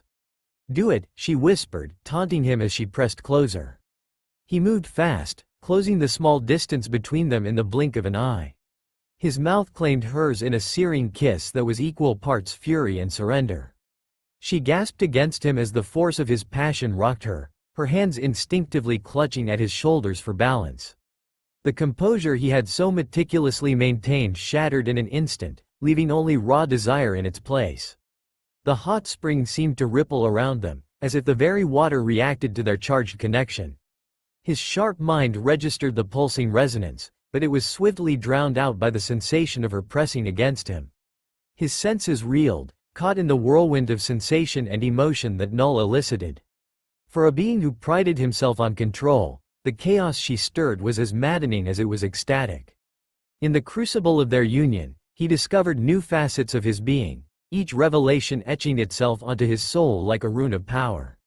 As Orochimaru and Null parted, the air around them shimmered, a sudden and sharp pulse of energy rippling through the steam-heavy space. A faint, golden geometric pattern began to form around them on the surface of the water, twisting and weaving in intricate pulsations like a living network.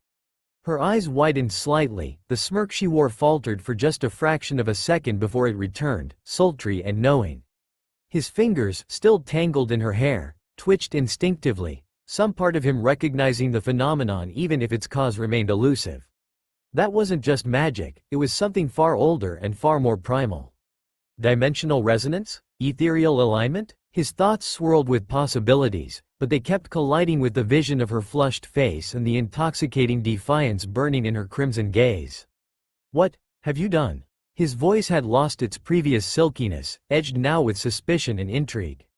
"It would seem our little resonance hasn't gone unnoticed." "By whom?" Null pulled away, her gaze flickering to the golden pattern on the water.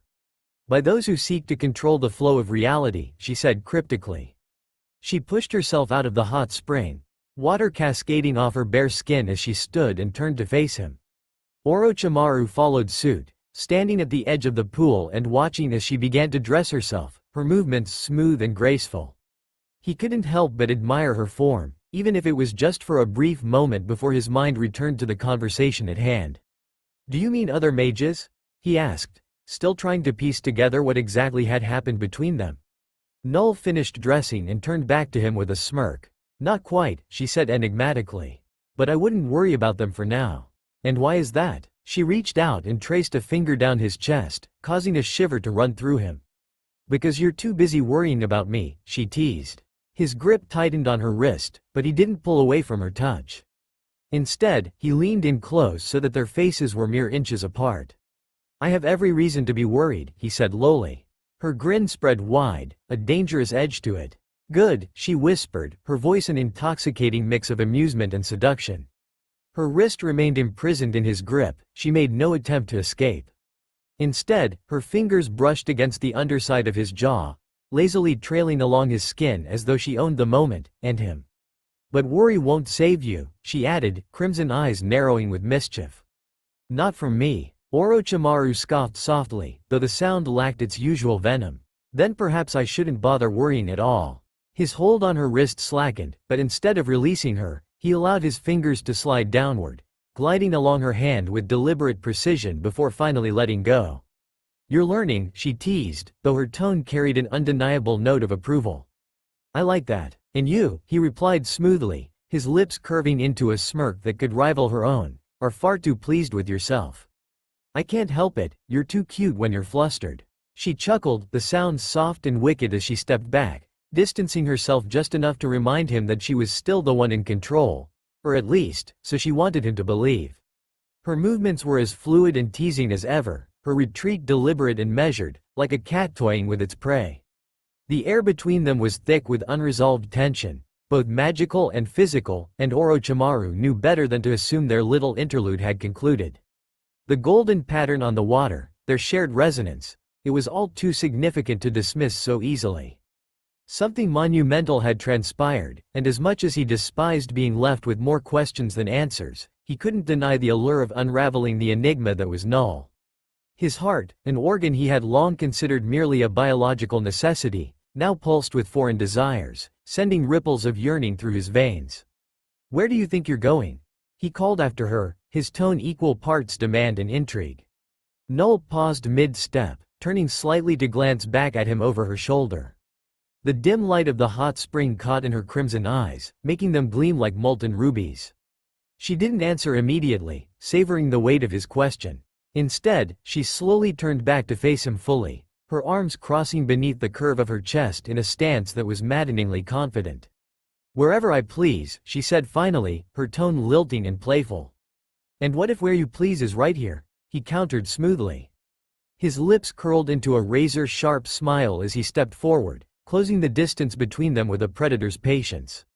His hand shot out and caught her wrist once more, pulling her toward him. "I don't recall giving you permission to leave." Null laughed, the sound honeyed and intoxicating. "Coiling your protective spires around me already?" she purred, her free hand pressed against his chest. "And here I thought you liked a challenge." He leaned down and captured her chin, tilting her face upward to meet his penetrating gaze. "You don't just pose a challenge," he murmured, his voice low and dangerous, "you redefine it." Her smirk deepened, tantalizingly close, as her crimson eyes searched his golden ones, the playful glint never wavering. The more complicated, the more rewarding. Her fingers trailed lazily across his chest, teasing at the boundary between standoff and surrender. Orochimaru hated how easily she commanded his focus, how thoroughly she'd tangled him in her web. His hand abandoned her wrist, sliding down to rest at the small of her back, a gentle touch that held the promise of something far less restrained. "Careful now," he murmured, barely above a whisper. "When I set my sights on something, or someone, I don't stop until every secret is exposed." "Is that a promise?" Her voice was a melody of mischief and provocation, her words laced with a double-edged dare. Orochimaru chuckled low in his throat, the sound almost sinister. His eyes gleamed with dark humor as he tilted his head to the side, his long hair cascading like ink over his shoulders. "No," he said, his lips hovering maddeningly near hers now. "It's a warning." He shifted slightly, finding a new angle from which to regard her, a chess master evaluating his next critical move. His lips brushed against hers, A whisper-soft contact that belied the fierce electricity crackling between them. Noel winced slightly, a soft gasp of surprise and anticipation mingling together. The shimmering golden patterns suddenly reformed around them, weaving intricate designs that seemed to pulse in harmony with their breaths, creating a mesmerizing display that mirrored the rise and fall of their chests. It was as if the very air around them was alive, charged with an unresolved energy that crackled and hummed. Orochimaru pulled back slightly, his gaze intense as he studied the sparkling threads of gold that danced around them like celestial cobwebs. Fascinating, he murmured, more to himself than to her. His mind, always hungry for knowledge, pondered the implications of their resonance. What did it signify? Power? Danger? Or perhaps something infinitely more complex? Noel watched him with an amused twinkle in her eye, clearly enjoying his vexation. "You look like a man who's just seen the universe unfold," she teased, her voice a gentle caress that seemed to echo in the cooling air of the hot springs. "And you seem far too calm for someone who just unleashed it," he retorted, his voice tinged with both irony and awe. He was not used to being on this side of mystery, and he found it both irritating and invigorating. Her laughter filled the space between them, warm and rich. "It's not just me. There's something about us, something primal and ancient that we somehow tap into together." His gaze sharpened, analyzing the golden threads that seemed to dance and flicker around them like sentient snakes of light. "This is more than mere attraction," he stated matter-of-factly, his mind racing through ancient lore and arcane knowledge. "I know as little as you do about this," Null admitted, her gaze flickering to the shimmering golden threads that had just vanished into the ether. "But consider me intrigued." In the hushed, sun-drenched expanse of Ezreal's dining hall, Orochimaru stood with his predatory grace, eyes narrowed against the light that played over the polished stone. Each column whispered of power, a stark contrast to the figure now stepping forward, an unwelcome reminder of hot springs past. Null, in all her elegance, wove through the onlookers with a smile that mocked and a presence that commanded. Ezreal reclined with nonchalant poise, an opulent velvet armchair cradling his languid form as he surveyed the spectacle. "Ninkasi, my daughter. Even I was bested by her," he intoned, the words slipping between his lips with a casual authority. His gaze rested lightly on Orochimaru, unyielding yet tinged with the amusement of one who knew the follies of power and ambition. Ninkasi moved with a fluidity that was all her own, the darkness of her hair catching the light as her eyes locked briefly with his. Her steps were deliberate, each movement crafted to unsettle as she glided past polished plateware and silenced whispers. Her confidence, a challenge and a promise, drew every eye, hers no less arresting than the allure of ancient myths made flesh. Orochimaru advanced, his tailored robes whispering across the polished floor. His voice, when it came, was a low rumble of restrained fury. "Explain this ruse." Ninkasi paused, her head tilting just enough to catch the morning's light. The hint of a smirk played across her lips as she folded her arms, the movement effortless and provocative. "I never intended to play by your rules," she replied, her voice an intoxicating melody of defiance and mystery. Orochimaru's eyes flicked to Ezreal, his irritation flaring at the demon's indulgent smile. "And you," he seethed, the words laced with venom. "Was this your intent all along?"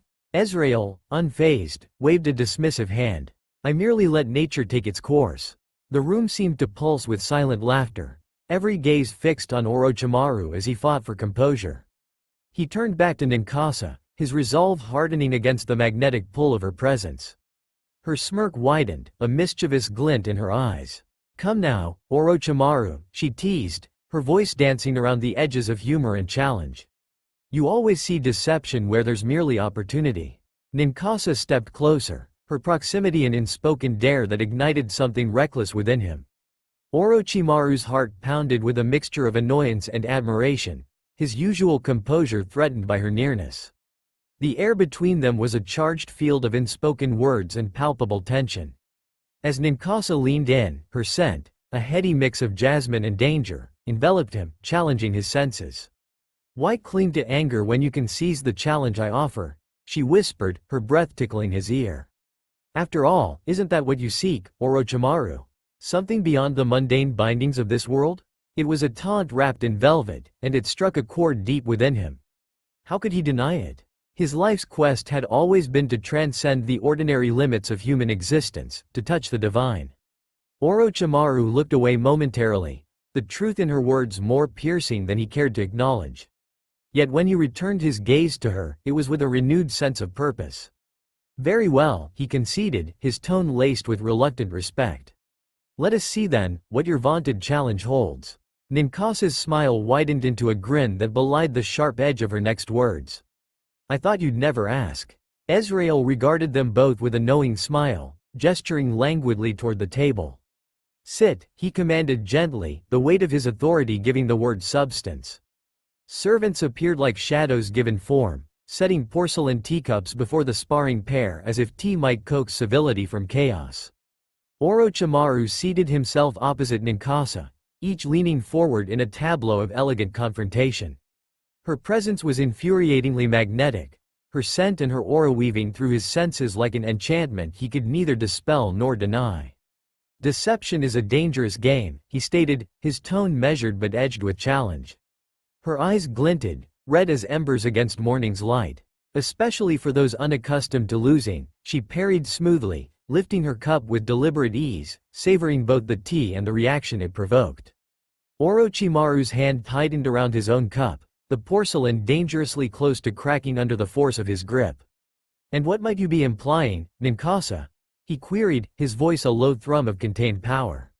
A playful smile danced on her lips as she placed the cup back onto the saucer with a delicate clink. "Only that you might find there are more layers to me than the obvious foes you've triumphed over," she retorted, her gaze steady and challenging. Ezreal watched the exchange with an appreciative gleam in his eye. "Indeed," he interjected smoothly, his voice threading through the tension like silk. "Ninkasa is not one to be underestimated, even by those who seek the depths of forbidden knowledge." Orochimaru stiffened, the remark slicing through his composure with the precision of a well-aimed dagger.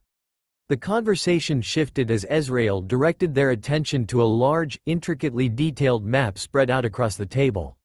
It depicted Luminaris and its surrounding areas, marked with various symbols that seemed alive, almost pulsating with an inner light. "There's much at stake here, more than personal victories or bruised egos," he began, his fingers tracing a line from one glowing node to another. "This map doesn't just chart geography, it charts fate." Ninkasa leaned forward, her interest peaked, the playful light in her eyes giving way to a focus that was sharp and penetrating. "Fate is a web, intricately woven and easily tangled," she mused aloud, tracing her own finger over the pathways that intersected and forked across the mystical landscape. "What are we looking for?" she asked, pointing at a particularly luminescent spot where the lines in the map converged. "That," Ezreal declared with a dramatic pause, "is the location of the Celestial Archive. Within its walls lies an artifact of such power, it could shift the balance between our realms. I propose a venture, a challenge for you both." His eyes flicked between Orochimaru and Ninkasa, a smile playing at the edges of his lips. "Retrieve the astral heart, and prove your worth." Orochimaru studied the map, his analytical mind already turning over every possible angle and outcome of the retrieval. He glanced at Ninkasa, pondering whether the spark between them would forge a formidable alliance or detonate an inevitable betrayal. "And what does proving our worth entail precisely?" he asked, his eyes narrowing slightly, not just at the challenge but at the unsettling prospect of dependency on someone as unpredictable as Ninkasa. Ezreal's laughter was soft, more felt than heard. "Survival, success, enlightenment. Take your pick," he replied cryptically, his gaze sweeping over the map with intimate familiarity. "The archive is protected by layers of spells and guardians that adapt and react not just to power, but to purity of intent." Ninkasa cocked her head, her interest visibly piqued. "So it measures the heart along with the mind and strength?" she queried. It was clear that the notion appealed to her, the idea that a person's inner qualities could influence their success in such a tangible manner. "Yes, exactly," Ezreal confirmed, his expression serious for a moment before his usual enigmatic smile returned. "It is not merely a test of skill or power, but of character and resolve." Orochimaru's skepticism was palpable. His life's work had been centered around enhancing his capabilities, accumulating knowledge, and bending the natural order to his will, not delving into the murky waters of morality. Yet, as he met Ninkasa's gaze across the table, he saw a flicker of something akin to excitement in her eyes. "Consider it an opportunity," Ninkasa said, turning towards Orochimaru with a sly grin that suggested she relished the chance to see him squirm under such unique pressures. "Not just to prove your might, but to explore those deeper parts of yourself you keep so well guarded." Orochimaru scoffed, but the challenge in her statement festered like a thorn in his side. "Explore? I am not some novice at a temple seeking enlightenment," he retorted sharply, his pride pricked by her insinuation. "But perhaps you should be," Ninkasa replied softly, almost sympathetically, yet with a smirk that betrayed her enjoyment of his discomfort. "Sometimes the greatest power lies in understanding one's own depths." Orochimaru bristled slightly, the hint of a sneer tugging at the corner of his mouth.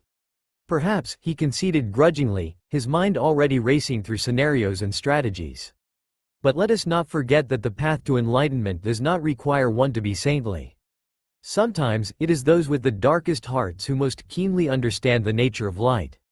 Ezreal's laughter rang through the room once more, rich and resonant, filling the space with a sense of foreboding pleasure. "A most poetic observation, Orochimaru. Indeed, the brightest flame casts the darkest shadow," he admitted, his deep purple eyes twinkling with a mix of amusement and respect. "The journey to the Celestial Archive will require both light and shadow to navigate successfully. Balance, as always, plays a key role in all things cosmic." Ezreal clapped his hands lightly. "Well then, shall we consider it settled? You two will learn from each other, challenge each other, and perhaps return with more than just an artifact." Orochimaru's mind raced, calculating the nuances of this unexpected collaboration. He could almost see the gears turning behind Ninkasa's bright red eyes. It irked him to think how well she could mask her intentions behind that delightful facade. "Very well," he conceded, forcing himself to look directly into her gaze, daring her to break the lock. "But let us be clear about one thing. I will not play the fool for your amusement." Ninkasa leaned back slightly, mirth dancing across her features. "Oh, Orochimaru," she replied with an airy chuckle, "you could never be foolish in my eyes. But I look forward to seeing you flail in confusion under the weight of your own heart," she teased, her tone bursting with warmth that belied the sharpness of her words. His eyes narrowed, a spark of indignation igniting within. "And perhaps you might experience firsthand why getting too close to fire can result in being burned," he shot back, his voice low and dangerous, yet laced with an undercurrent of amusement that surprised even him. Ninkasa's laughter rang out like wind chimes in a soft breeze, playful yet revealing her sharp intellect. "Let's hope I don't get burned then," she said with a seductive tone, her head tilted as if considering her choices. "You seem to have a talent for turning up the heat." Orochimaru's composure flickered.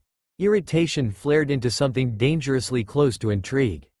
"I assure you, Ninkasa, I've always intended to keep my flames in check," he responded, the air thick with a challenging allure.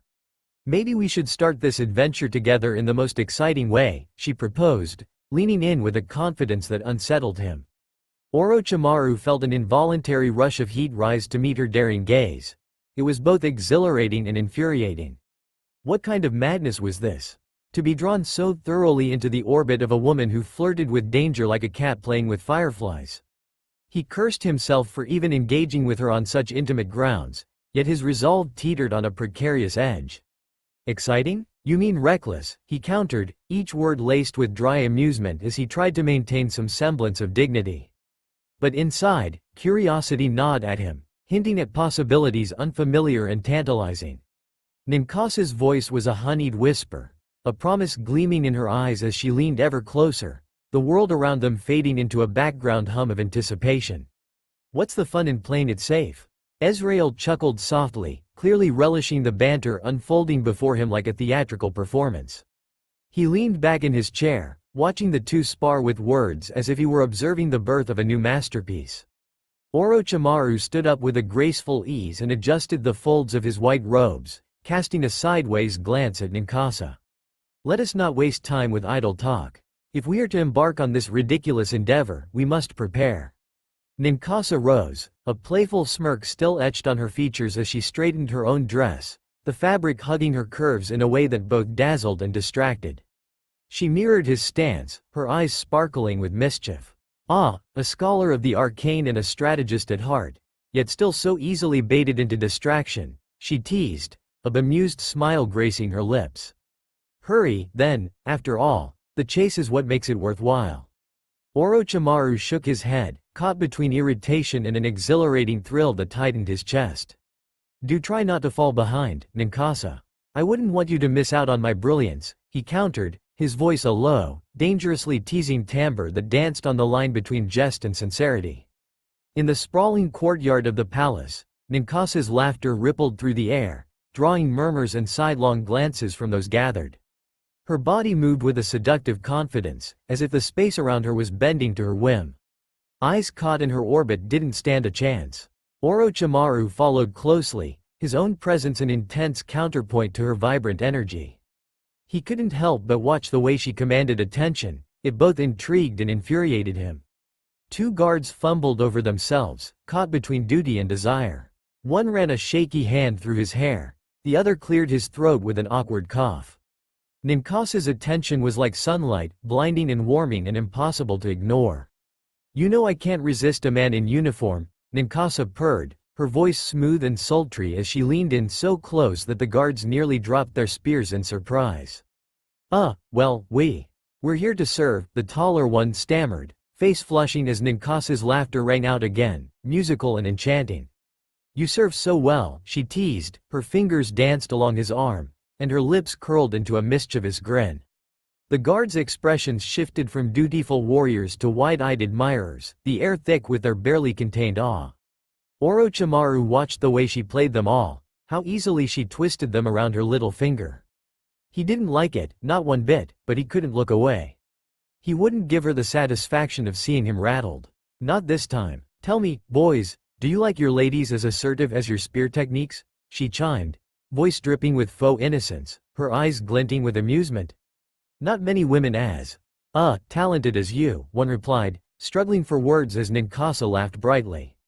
Orochimaru's fingers twitched, a battle raging within him as he tried to maintain an air of indifference while the spectacle unfolded before him. Ninkasi's unfettered flirting sparked a heat of irritation in his chest, propelling him forward with a barely restrained urge to reclaim her attention. Ninkasi, he called, his voice cutting through the chorus of admirers like a well-aimed shuriken. The syllables carried a possessive edge that pricked at his pride, but the satisfaction of disrupting her game was worth the exposure. You certainly enjoy being the center of attention. He caught her eye with a steely gaze meant to convey detachment but felt it falter under her unwavering smile. And you don't, she countered, mischief shimmering in her red eyes, her hands coming to rest on her hips in a pose that screamed, indefensibly desirable. The guards shifted awkwardly but remained transfixed by her every movement. As their composure crumbled under the weight of Ninkasi's charm, Orochimaru felt another stir of irritation bubble forth. Back to your posts, he barked suddenly, his sharp command scattering their reverence like marbles on stone. The guards scattered off, disappointment plain in their posture. I hope you weren't feeling neglected? Ninkasi inquired with playful intensity. He tilted his head, long hair cascading over one shoulder like liquid night. I merely thought our time could be better spent than indulging your every whim. Ninkasi chuckled softly, unperturbed by the criticism. You should know by now, she said with a coy smile, indulging my whims often leads to great adventures. Orochimaru's gaze darkened with a mix of intrigue and irritation. If you're finished amusing yourself with mere distractions, perhaps we could focus on our task. You're very intense when you're angry, she turned slowly, her eyes narrowing with appreciation as she met his gaze. He stiffened, the line of his jaw hardening as he struggled to maintain control over the riotous emotions she provoked. Perhaps I value efficiency over indulgence. Efficiency, she echoed playfully, tapping a finger against her chin as if in deep thought. I bet you had those boys running laps around the palace in no time. Orochimaru found himself caught between indignation and an unwilling grin that threatened to betray him. Was she jesting? Admiring? It was impossible to tell. You've made your point, Orochimaru said, his voice quieter now, meant only for her. Must you always make a scene? She tilted her head, a coy smile playing on her lips. Where's the fun in being subtle? The courtiers buzzed with curiosity at their proximity, their intimate tones, their every glance. Orochimaru could feel the speculative whispers like a physical itch beneath his skin, Yet beside Ninkasa's boldness, he almost relished the notoriety. "You enjoy this," he accused softly, though he knew without question it was true. "A stolen moment," she admitted, the gleam in her eye bright and unapologetic. "Admit it, you enjoy it too." Orochimaru hesitated, caught between the truth she so expertly cornered him into and his own stubborn pride. "I enjoy a challenge," he replied finally, though his voice betrayed a trace of amusement that he couldn't quite extinguish. "And more," she pressed, unwilling to let him slip away so easily.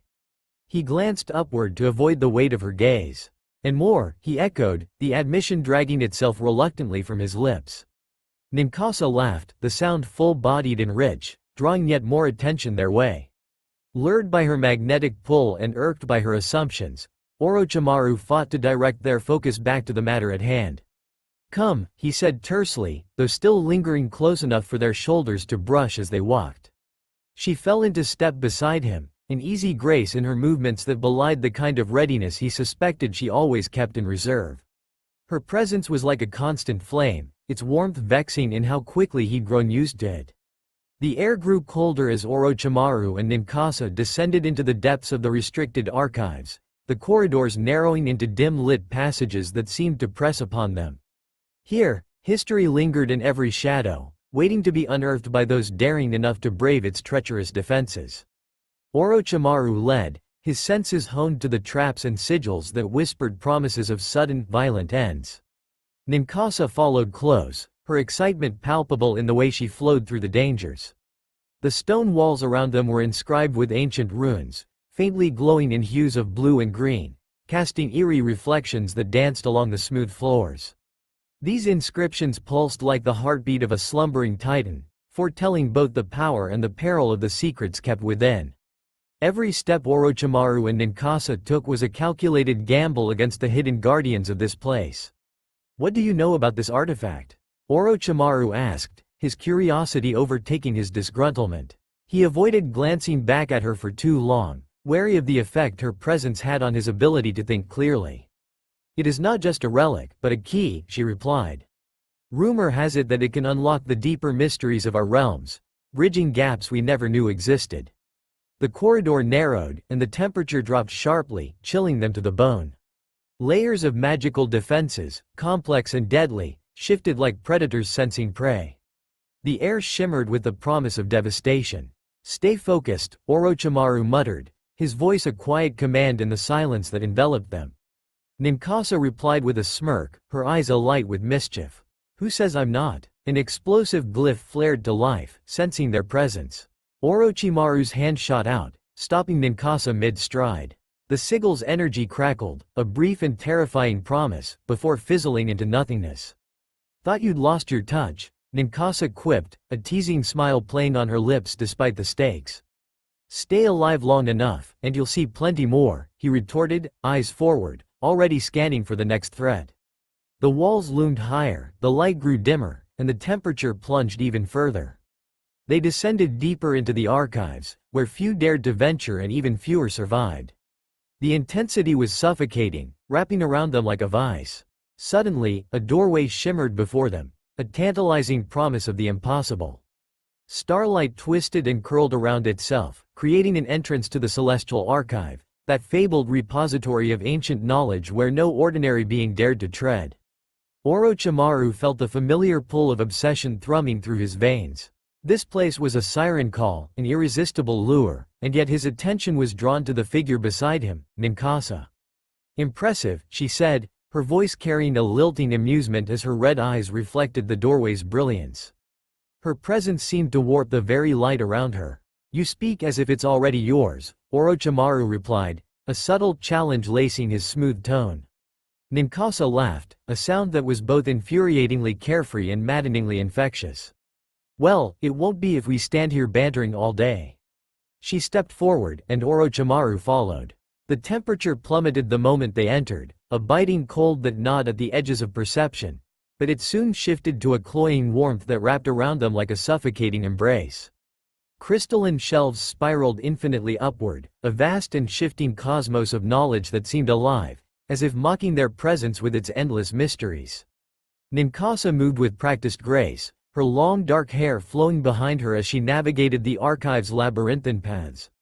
Orochimaru watched her with a growing fascination, noticing how the prismatic light bent and warped around her form, as if drawn to her innate certainty. The shelves twisted in endless fractals, each turn no different from the last yet evolving impossibly as they traversed it.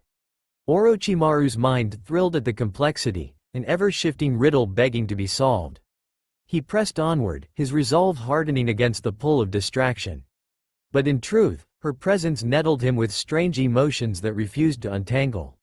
Suddenly, Ninkasi stopped and looked back at him, her expression enigmatic.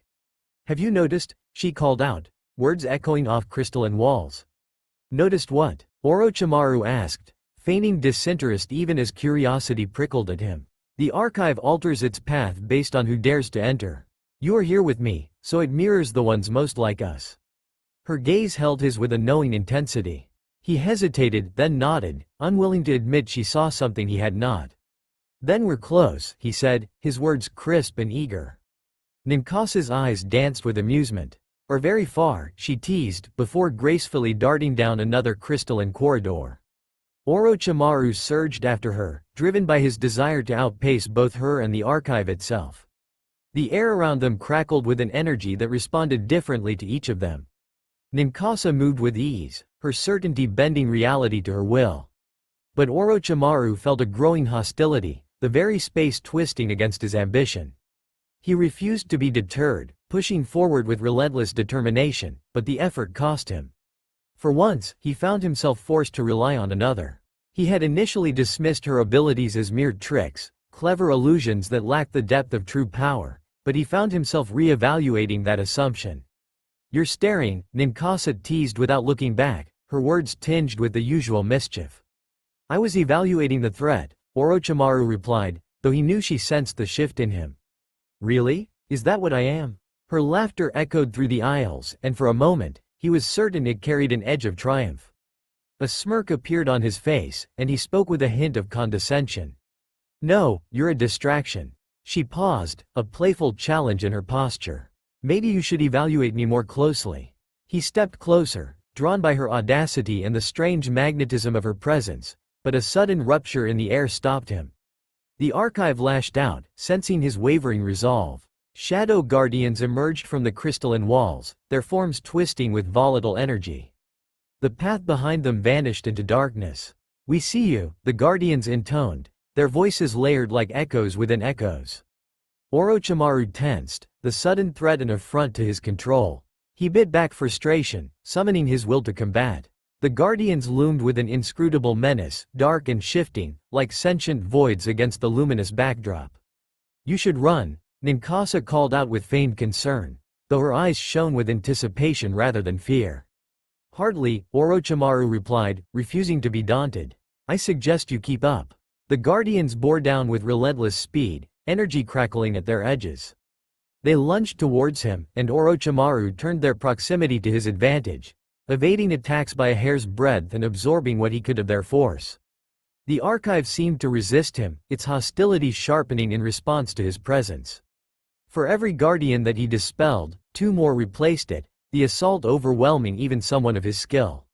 Orochimaru glared at the advancing shadows, their number mocking his efforts. He gritted his teeth, unwilling to accept defeat while Ninkasi watched. Then, a brilliant flash seared past his shoulder as she unleashed a surge of her own power. "I thought you resented distractions." Ninkasi offered a grin as she joined him. She danced through the melee with fluid elegance, precision and well-timed fury. The guardians moved towards her, and with a radiant burst of light, she dispatched them with dazzling efficiency. They moved in sync, and though the archive fought viciously, together they were a force greater than either alone. Orochimaru was caught in the thrill of it, not just the battle, but the strange harmony they achieved. The archive hesitated, the balance shifting in their favor as it adapted to the new dynamic. The last shadow fell away, retreating into the crystalline walls as if it had never existed. And then everything turned black. The empty void clung thick and unnerving. Orochimaru reached for Ninkasi instinctively, drawn to the one constant he could perceive, startled at how natural it felt to reach for her instead of recoil into himself. His hand found hers, and the physical connection wove a narrow bridge of luminance beneath their feet, barely wide enough for them to advance side by side. It flickered tenuously, threatening to collapse at any moment. "Looks like the archive is determined to test us," Ninkasi said, her tone soft despite their precarious situation. Orochimaru nodded, focusing on each careful step they took together. It seems intent on forcing cooperation. The bridge wavered as if in response to his words. His pride balked at the imposition, yet he found himself unwilling to release his hold on her. Their shared path demanded constant contact. Every time the distance between them grew too great, the light dimmed perilously. Orochimaru could sense the challenge implicit in the archive's design, that neither could succeed without support from the other. "Careful, now," Ninkasi teased as she let go of his hand. The gap between them grew, the bridge quivering on the brink of dissolution. Orochimaru quickly lunged forward to prevent the connection from shattering, grabbing her waist with a ferocity that startled both of them, yanking her back to his side with a speed that defied expectation. The abrupt movement forced them face to face, and his breath caught in a sudden and unwelcome tangle of emotions. "I've never been more impressed," Ninkasi remarked with a sly glance. He couldn't tell if she meant the archive or his willingness to bend. "This isn't the time for your games," he snapped, his voice tense with effort. The warmth of her body seeped through his cold exterior, unsettling him with its intimacy. "I thought you said I was a distraction," she whispered, her breath warm against his cheek. "You are," Orochimaru admitted, but the words lacked their intended bite. His mind swirled with unfamiliar tensions, a knot that only tightened as they moved deeper into the core of the archive. "Almost there," Ninkasi murmured. Finally, the darkness receded, revealing a chamber of pure cosmic light where the astral heart pulsed in time with the foundations of reality. It glowed with blinding intensity, each facet reflecting limitless potential. Orochimaru's grip on her relaxed slightly. "It never ceases to amaze," he breathed, his usual detachment giving way to awe. "Beautiful, isn't it?" Ninkasi's voice was reverent but tinged with urgency. "But the archive won't let us take it unchallenged." The artifact was mesmerizing, its form shifting between solid crystal and pure light, galaxies and storms swirling within its depths. A breathtaking embodiment of power, it pulsed with a life of its own, the very air vibrating with its potential. As Ninkasi reached for it, the energy around them darkened, coalescing into a shadow more substantial than any they had yet faced. A guardian, ancient and formidable, rose to defend the heart with a fury that matched the intensity of its existence. Its presence was a challenge to all they had endured, a test of resolve, strength, and perhaps something more. The battle erupted with an immediate and fierce intensity. The Guardian's attacks were relentless, a swirling tempest of celestial force that demanded every ounce of their strength and cunning. Yet despite the ferocity of the onslaught, Orochimaru and Ninkasi fought with perfect synchronization, their movements a seamless choreography of intellect and instinct. Though they had never trained together, it was as if the archive itself had orchestrated their unity. When the Guardian unleashed a blow of overwhelming force, Ninkasi staggered, the impact driving her to one knee, her breath momentarily stolen by the sheer power. In that critical moment, instinct overruled ambition, and Orochimaru moved without hesitation to protect her rather than seize the artifact for himself, a choice that surprised them both, and one he would not have made for anyone else. Not before now. The Guardian faltered, its cosmic energy wavering, and in that fleeting opening, they struck together with precision and determination, dissolving the ancient defense into nothingness. The chamber descended into an expectant silence, the air heavy with the echoes of their triumph. As they approached the astral heart, examining it closely, ancient markings began to shimmer and pulse on its surface, revealing secrets long hidden. "Such artistry," Ninkasi remarked, her fingers tracing the elaborate inscriptions. Her touch was delicate yet deliberate, coaxing meaning from chaos with a grace that left Orochimaru momentarily transfixed. She turned, catching his gaze as he stared at her lips, their curve as enigmatic as the archive itself. He quickly averted his eyes, a flicker of annoyance breaking his usual composure. "Can you decipher it? Something on your mind?" she taunted, her laughter light and disarming. "Only the task at hand," he deflected, his voice taking on a cold edge that belied the tumult beneath. How had she come to unsettle him so? Ninkasi smiled knowingly, then returned her focus to the artifact.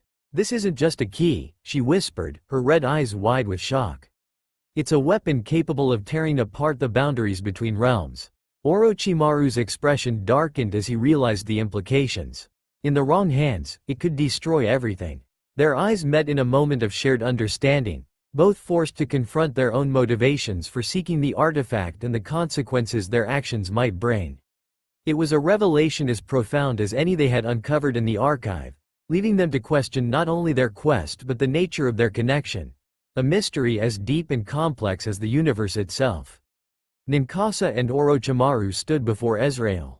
Even among the opulent beauty, the demon lord's presence was as imposing as ever. Deep purple eyes glowed with eternal knowledge as he studied them, his long silver hair catching the light of burning braziers. His voice filled the space, authoritative and concerned, as he spoke of the dimensional rifts threatening Luminaris. Already, entire sections of the city found themselves in turmoil, with reports of phenomena no one dared predict. Even the most seasoned scholars are confounded, and the effects are spreading beyond the gates. You must investigate and seal them before it is too late. Ezreal carried himself with his usual air of effortless dominance, but a rare hint of vulnerability laced his words, a crack in the facade that even his elegantly long fingers couldn't mend. "The worst," he added, "may still be hidden." Ninkasi seemed at ease, the ghost of a smile on her lips as if this was just another day at the office. A faint haze gathered in the chamber as Wisp materialized. "You summoned me too, I see," they remarked with sleepy sarcasm, the coils of smoke lazily winding around the nearest pillar. "I require your services," Ezreal said, amusement and condescension coloring his words. "Oh, joy," Wisp replied, "another life-threatening adventure." Ezreal glanced at Wisp, a mix of impatience and familiarity. "Your unique ability to sense dimensional disturbances is crucial," he explained to the smoke spirit. "You are their guide. Can't they wait until after the season finale of Who Wants to Possess a Deity?" Wisp's whine echoed around the chamber. Ezreal's gaze hardened for a fleeting moment, then softened. "If it still exists." With a dramatic sigh, Wisp's smoke flared and dimmed. "Fine, fine." Ninkasi turned to Orochimaru, her red eyes alight with intensity. "Back together again, it seems," she said, her tone light, teasing. "Fate is not without its sense of humor," Orochimaru replied dryly, yet there was an underlying current of genuine fondness, especially as he caught the knowing glint in Ninkasi's eye. "Be careful," Ezreal warned, shifting his gaze to Ninkasi. For a moment, the powerful lord seemed less a commanding figure and more a concerned parent. "The rifts may be linked to something far more dangerous. Ninkasi," he continued, his voice a softer note of genuine concern, "I trust you to navigate this safely." Her expression changed subtly, a momentary breach in her confident exterior. "We'll take care of it," she said, her voice both reassuring and resolute. "And you," Ezreal added, his gaze piercing through Orochimaru with a challenge disguised as worry. "Ensure that nothing untoward happens." Orochimaru inclined his head, a slight but telling gesture of acknowledgement. "I'll do what's necessary," he said, his words a rare mingling of promise and warning. As they left the chamber, Wisp floated indifferently alongside them. "Do either of you actually have a plan?" they asked lazily. "Find rift. Seal rift. Repeat." Ninkasi replied with a wink at Orochimaru. "And how do you plan on sealing these rifts?" "Wishful thinking?" Wisp mused, forming themselves into an inattentive question mark. "Perhaps we'll rely on your boundless enthusiasm," Orochimaru countered. Wisp emitted a skeptical puff of smoke. "Unbelievable. I'm risking non-existence alongside maniacs." Luminaris stretched out before them, an otherworldly maze that twisted the mind as much as the eye. The city, alive and vibrant under different circumstances, felt like a dream too surreal to inhabit. Normally bustling streets were silent and vacant, leaving the sounds of their own movements amplified against the ambient hum of magic. Towers and structures ordinarily so composed, writhed in distorted angles as the rifts worked their chaos upon the once ordered splendor. The environment grew more surreal with every step, reshaping itself around the anomaly. "So," Ninkasi began, her tone laced with both sarcasm and curiosity, "where do you suggest we start, O wise and benevolent guide?" Wisp hovered slightly ahead, casually transforming into an arrow that indicated their direction. The Central Library Tower. The scholars there are always having fits, even when reality isn't, they remarked. It's practically tradition. The library tower loomed in the distance, its architecture spiraling upward like a complex philosophical puzzle threatening to unravel at any moment. The building's shimmering surfaces captured and refracted the strange energies saturating the air, casting a cascade of kaleidoscopic patterns. Inside, the scholars, their faces etched with stress and urgency, dashed through the chaotic disorder of the rooms. They clutched bundles of notes tightly to their chests and shouted over one another in a cacophony of frantic voices, while the air seemed to hum with a palpable sense of panic. "See what I mean?" the spirit commented. "Positively apocalyptic." Wisp abandoned their arrow shape and expanded into amorphous tendrils. "I don't think this counts as fits," they remarked, observing a scholar fervently shouting equations at a floating manuscript. "We should speak to someone who hasn't lost their mind yet," Ninkasi suggested. "Good luck with that," Wisp interjected lazily, drifting toward the ceiling. Ninkasi made her way toward a frazzled woman, whose fingers tightly gripped a palm-sized crystal. The woman blinked, momentarily startled by their sudden appearance. "The archive!" she shrieked, her voice quivering as she thrust the pointed corner of the crystal toward the room's distant end. "It's communicating." The rifts. Without any forewarning, the crystal burst apart into millions of shimmering fragments, casting a dazzling display of light as the entire structure trembled with violent intensity. The very fabric of their surroundings fractured as a staircase materialized from the ether, sending a flurry of papers into a chaotic dance around them. Orochimaru swiftly reached out and pulled Ninkasi close, shielding her from the cascade of falling debris. "Quick reflexes," she noted, taking his arm to steady them both. "I've had practice," Orochimaru replied, glancing meaningfully at their joined hands. She didn't pull away, neither did he.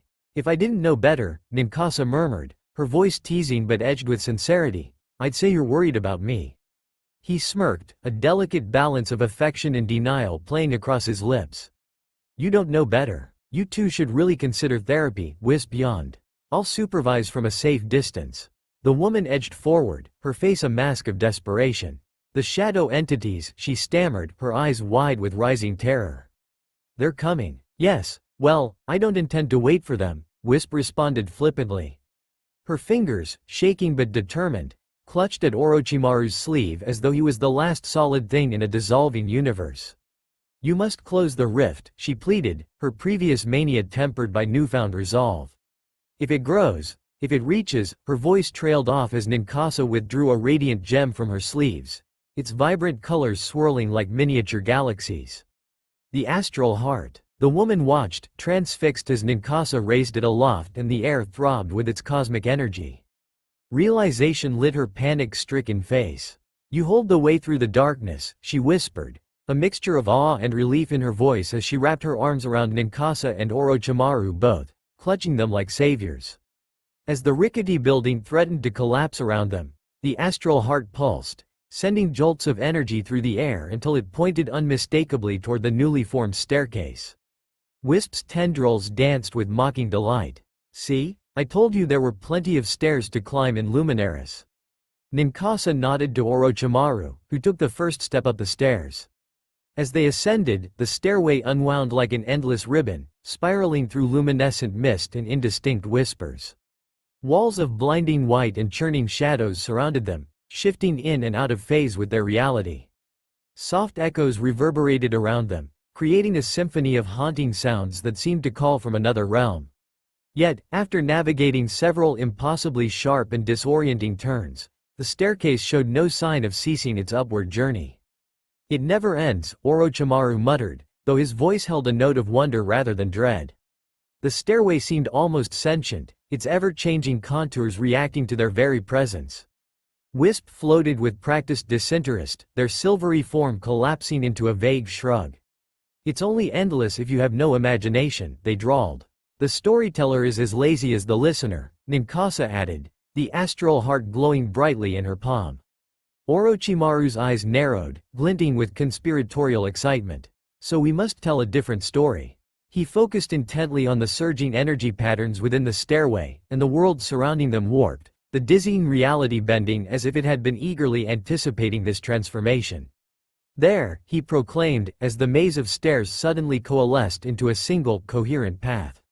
It arched gracefully towards a shimmering doorway, materializing with the majesty of a blossoming star, standing proudly above Luminaris Plaza.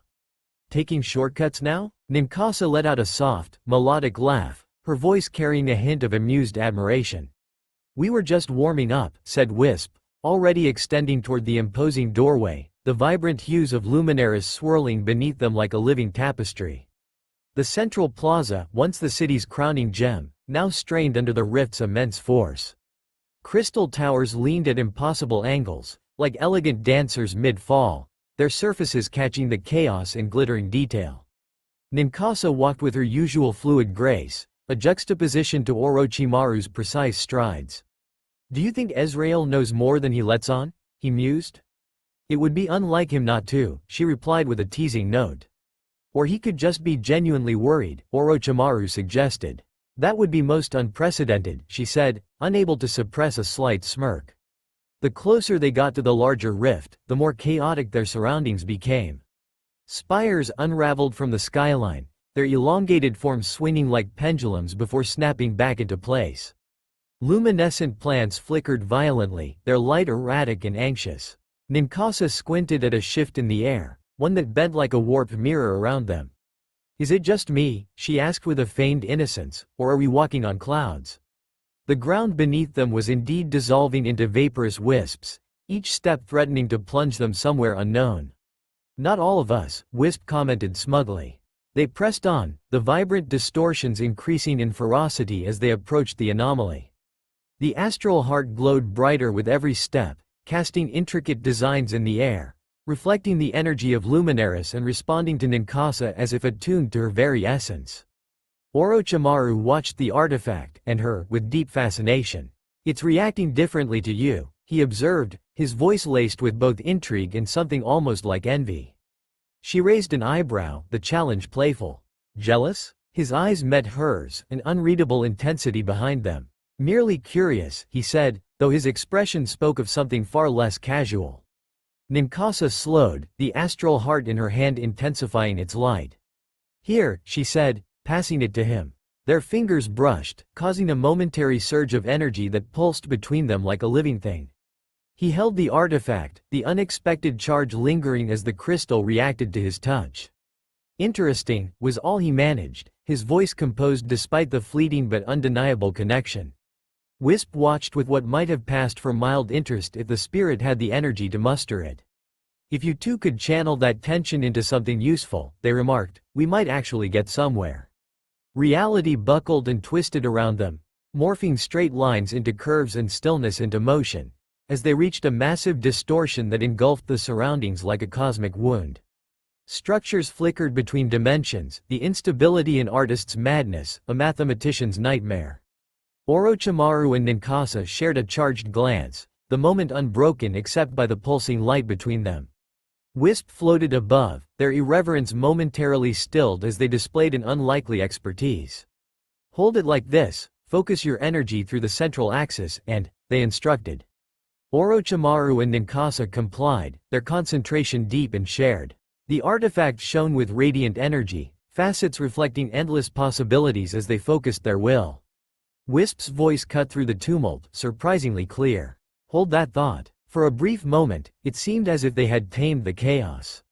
But instead of sealing the rift, the next surge of power defied their efforts, expanding the fissure into an imposing portal.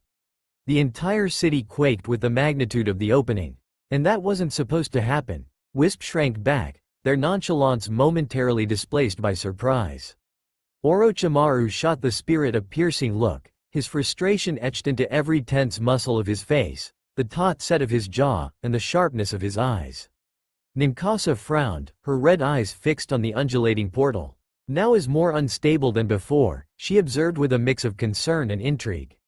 But perhaps this is exactly what needed to happen, she added, unable to hide the thrill in her voice. You can't seriously be considering going in there, Orochimaru said, his voice incredulous. She took a decisive step toward the shimmering doorway, a dance of colors reflecting in her eyes. It might be our only chance to understand, she called back, the urgency in her tone tinged with excitement, her eagerness a tangible force that seemed to draw him forward irresistibly. Ninkasi. Orochimaru's protest was both an admonition and a plea. He hesitated for only a fleeting moment before he found himself compelled to follow her. Wisp trailed after them, their form an exaggerated droop of resignation as they floated into the unknown. Not even going to pack a change of clothes? I guess it's up to me to supervise your mutual insanity.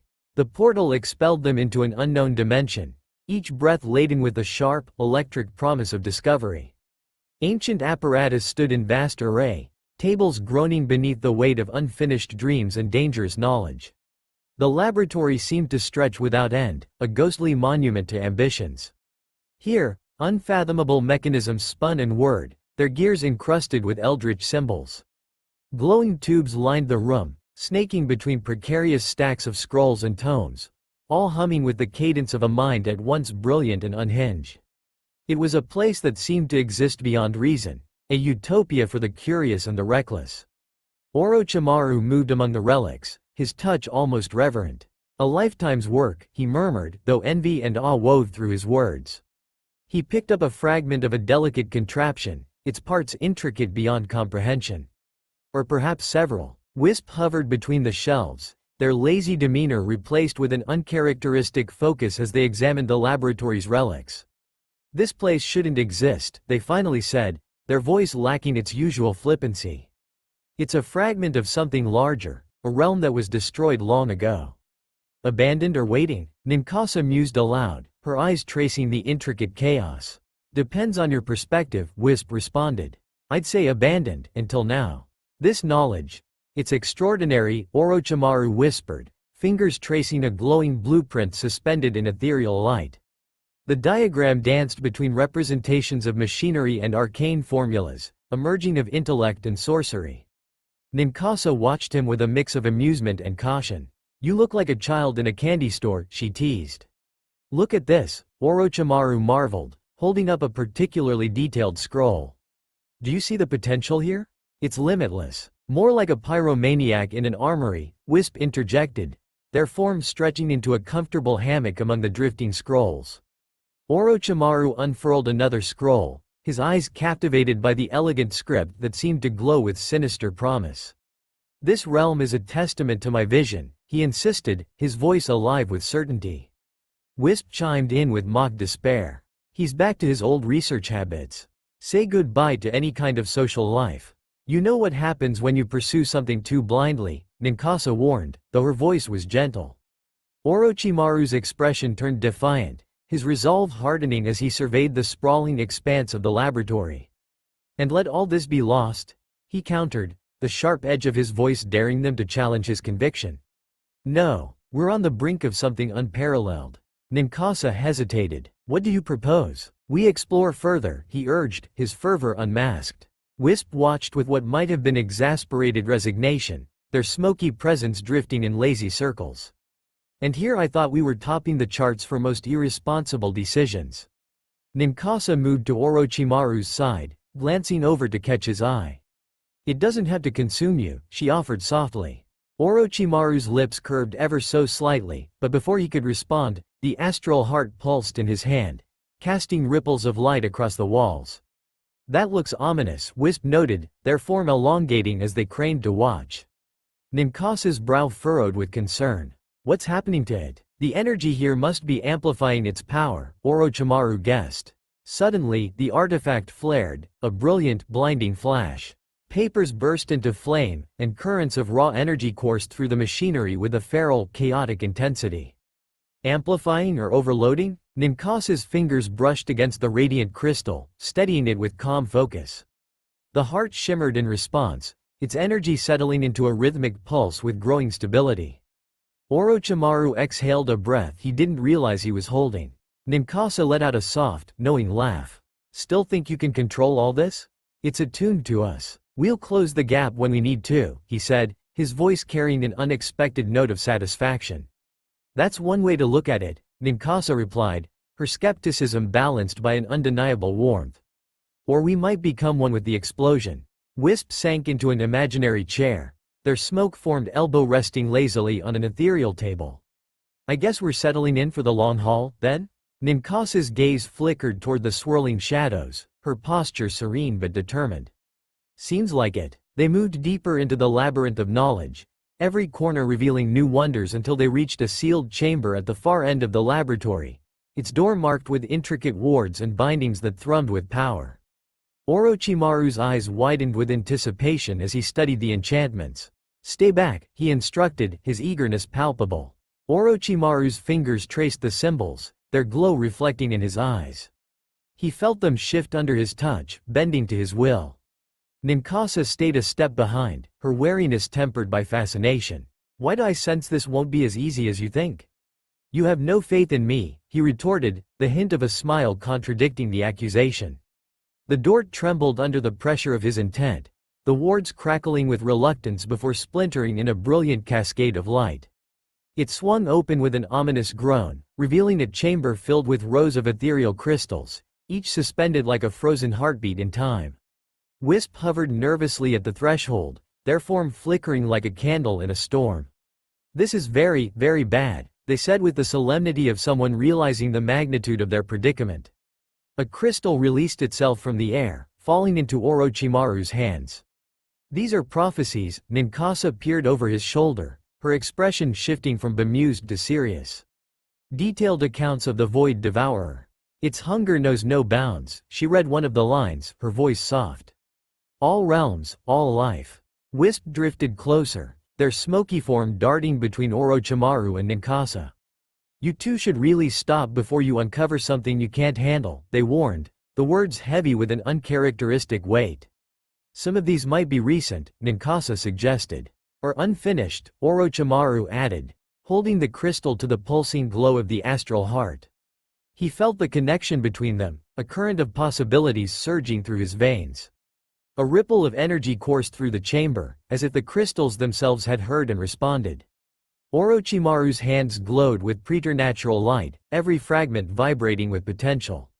"Just don't say I didn't warn you," Wisp lamented, their insubstantial form flaring with alarm before settling into reluctant acceptance. Knowledge flowed around them, chaotic and magnificent. "This is why we're here. What they failed to complete, I will," Orochimaru proclaimed, unwavering certainty in his eyes. A new crystal coalesced, forming like grim icicles before dropping into Ninkasi's open palm. She caught it effortlessly, her eyes following its descent with the quiet precision of a hunter. "Oh," she said as its light spilled open, illuminating her face with cold, cruel brilliance. "Here's one that might interest you." Her voice was calm yet resonant, echoing through the cavernous space. "The snake will appear, and his role it foretells of." She hesitated, her lips curving into a sly grin. "Betrayal." Her words lingered in the air like a dark promise. Orochimaru's expression hardened, but the light in his eyes was an unsettling thrill that bordered on reverence. The prophecy seemed to fuel him as much as it warned him. "They cannot understand," he said, his voice resonating with defiance and conviction. "They didn't see what I see." Wisp floated between them, their demeanor caught between concern and resignation. "Prophecies are never as straightforward as they seem," they cautioned. "Or maybe this one is."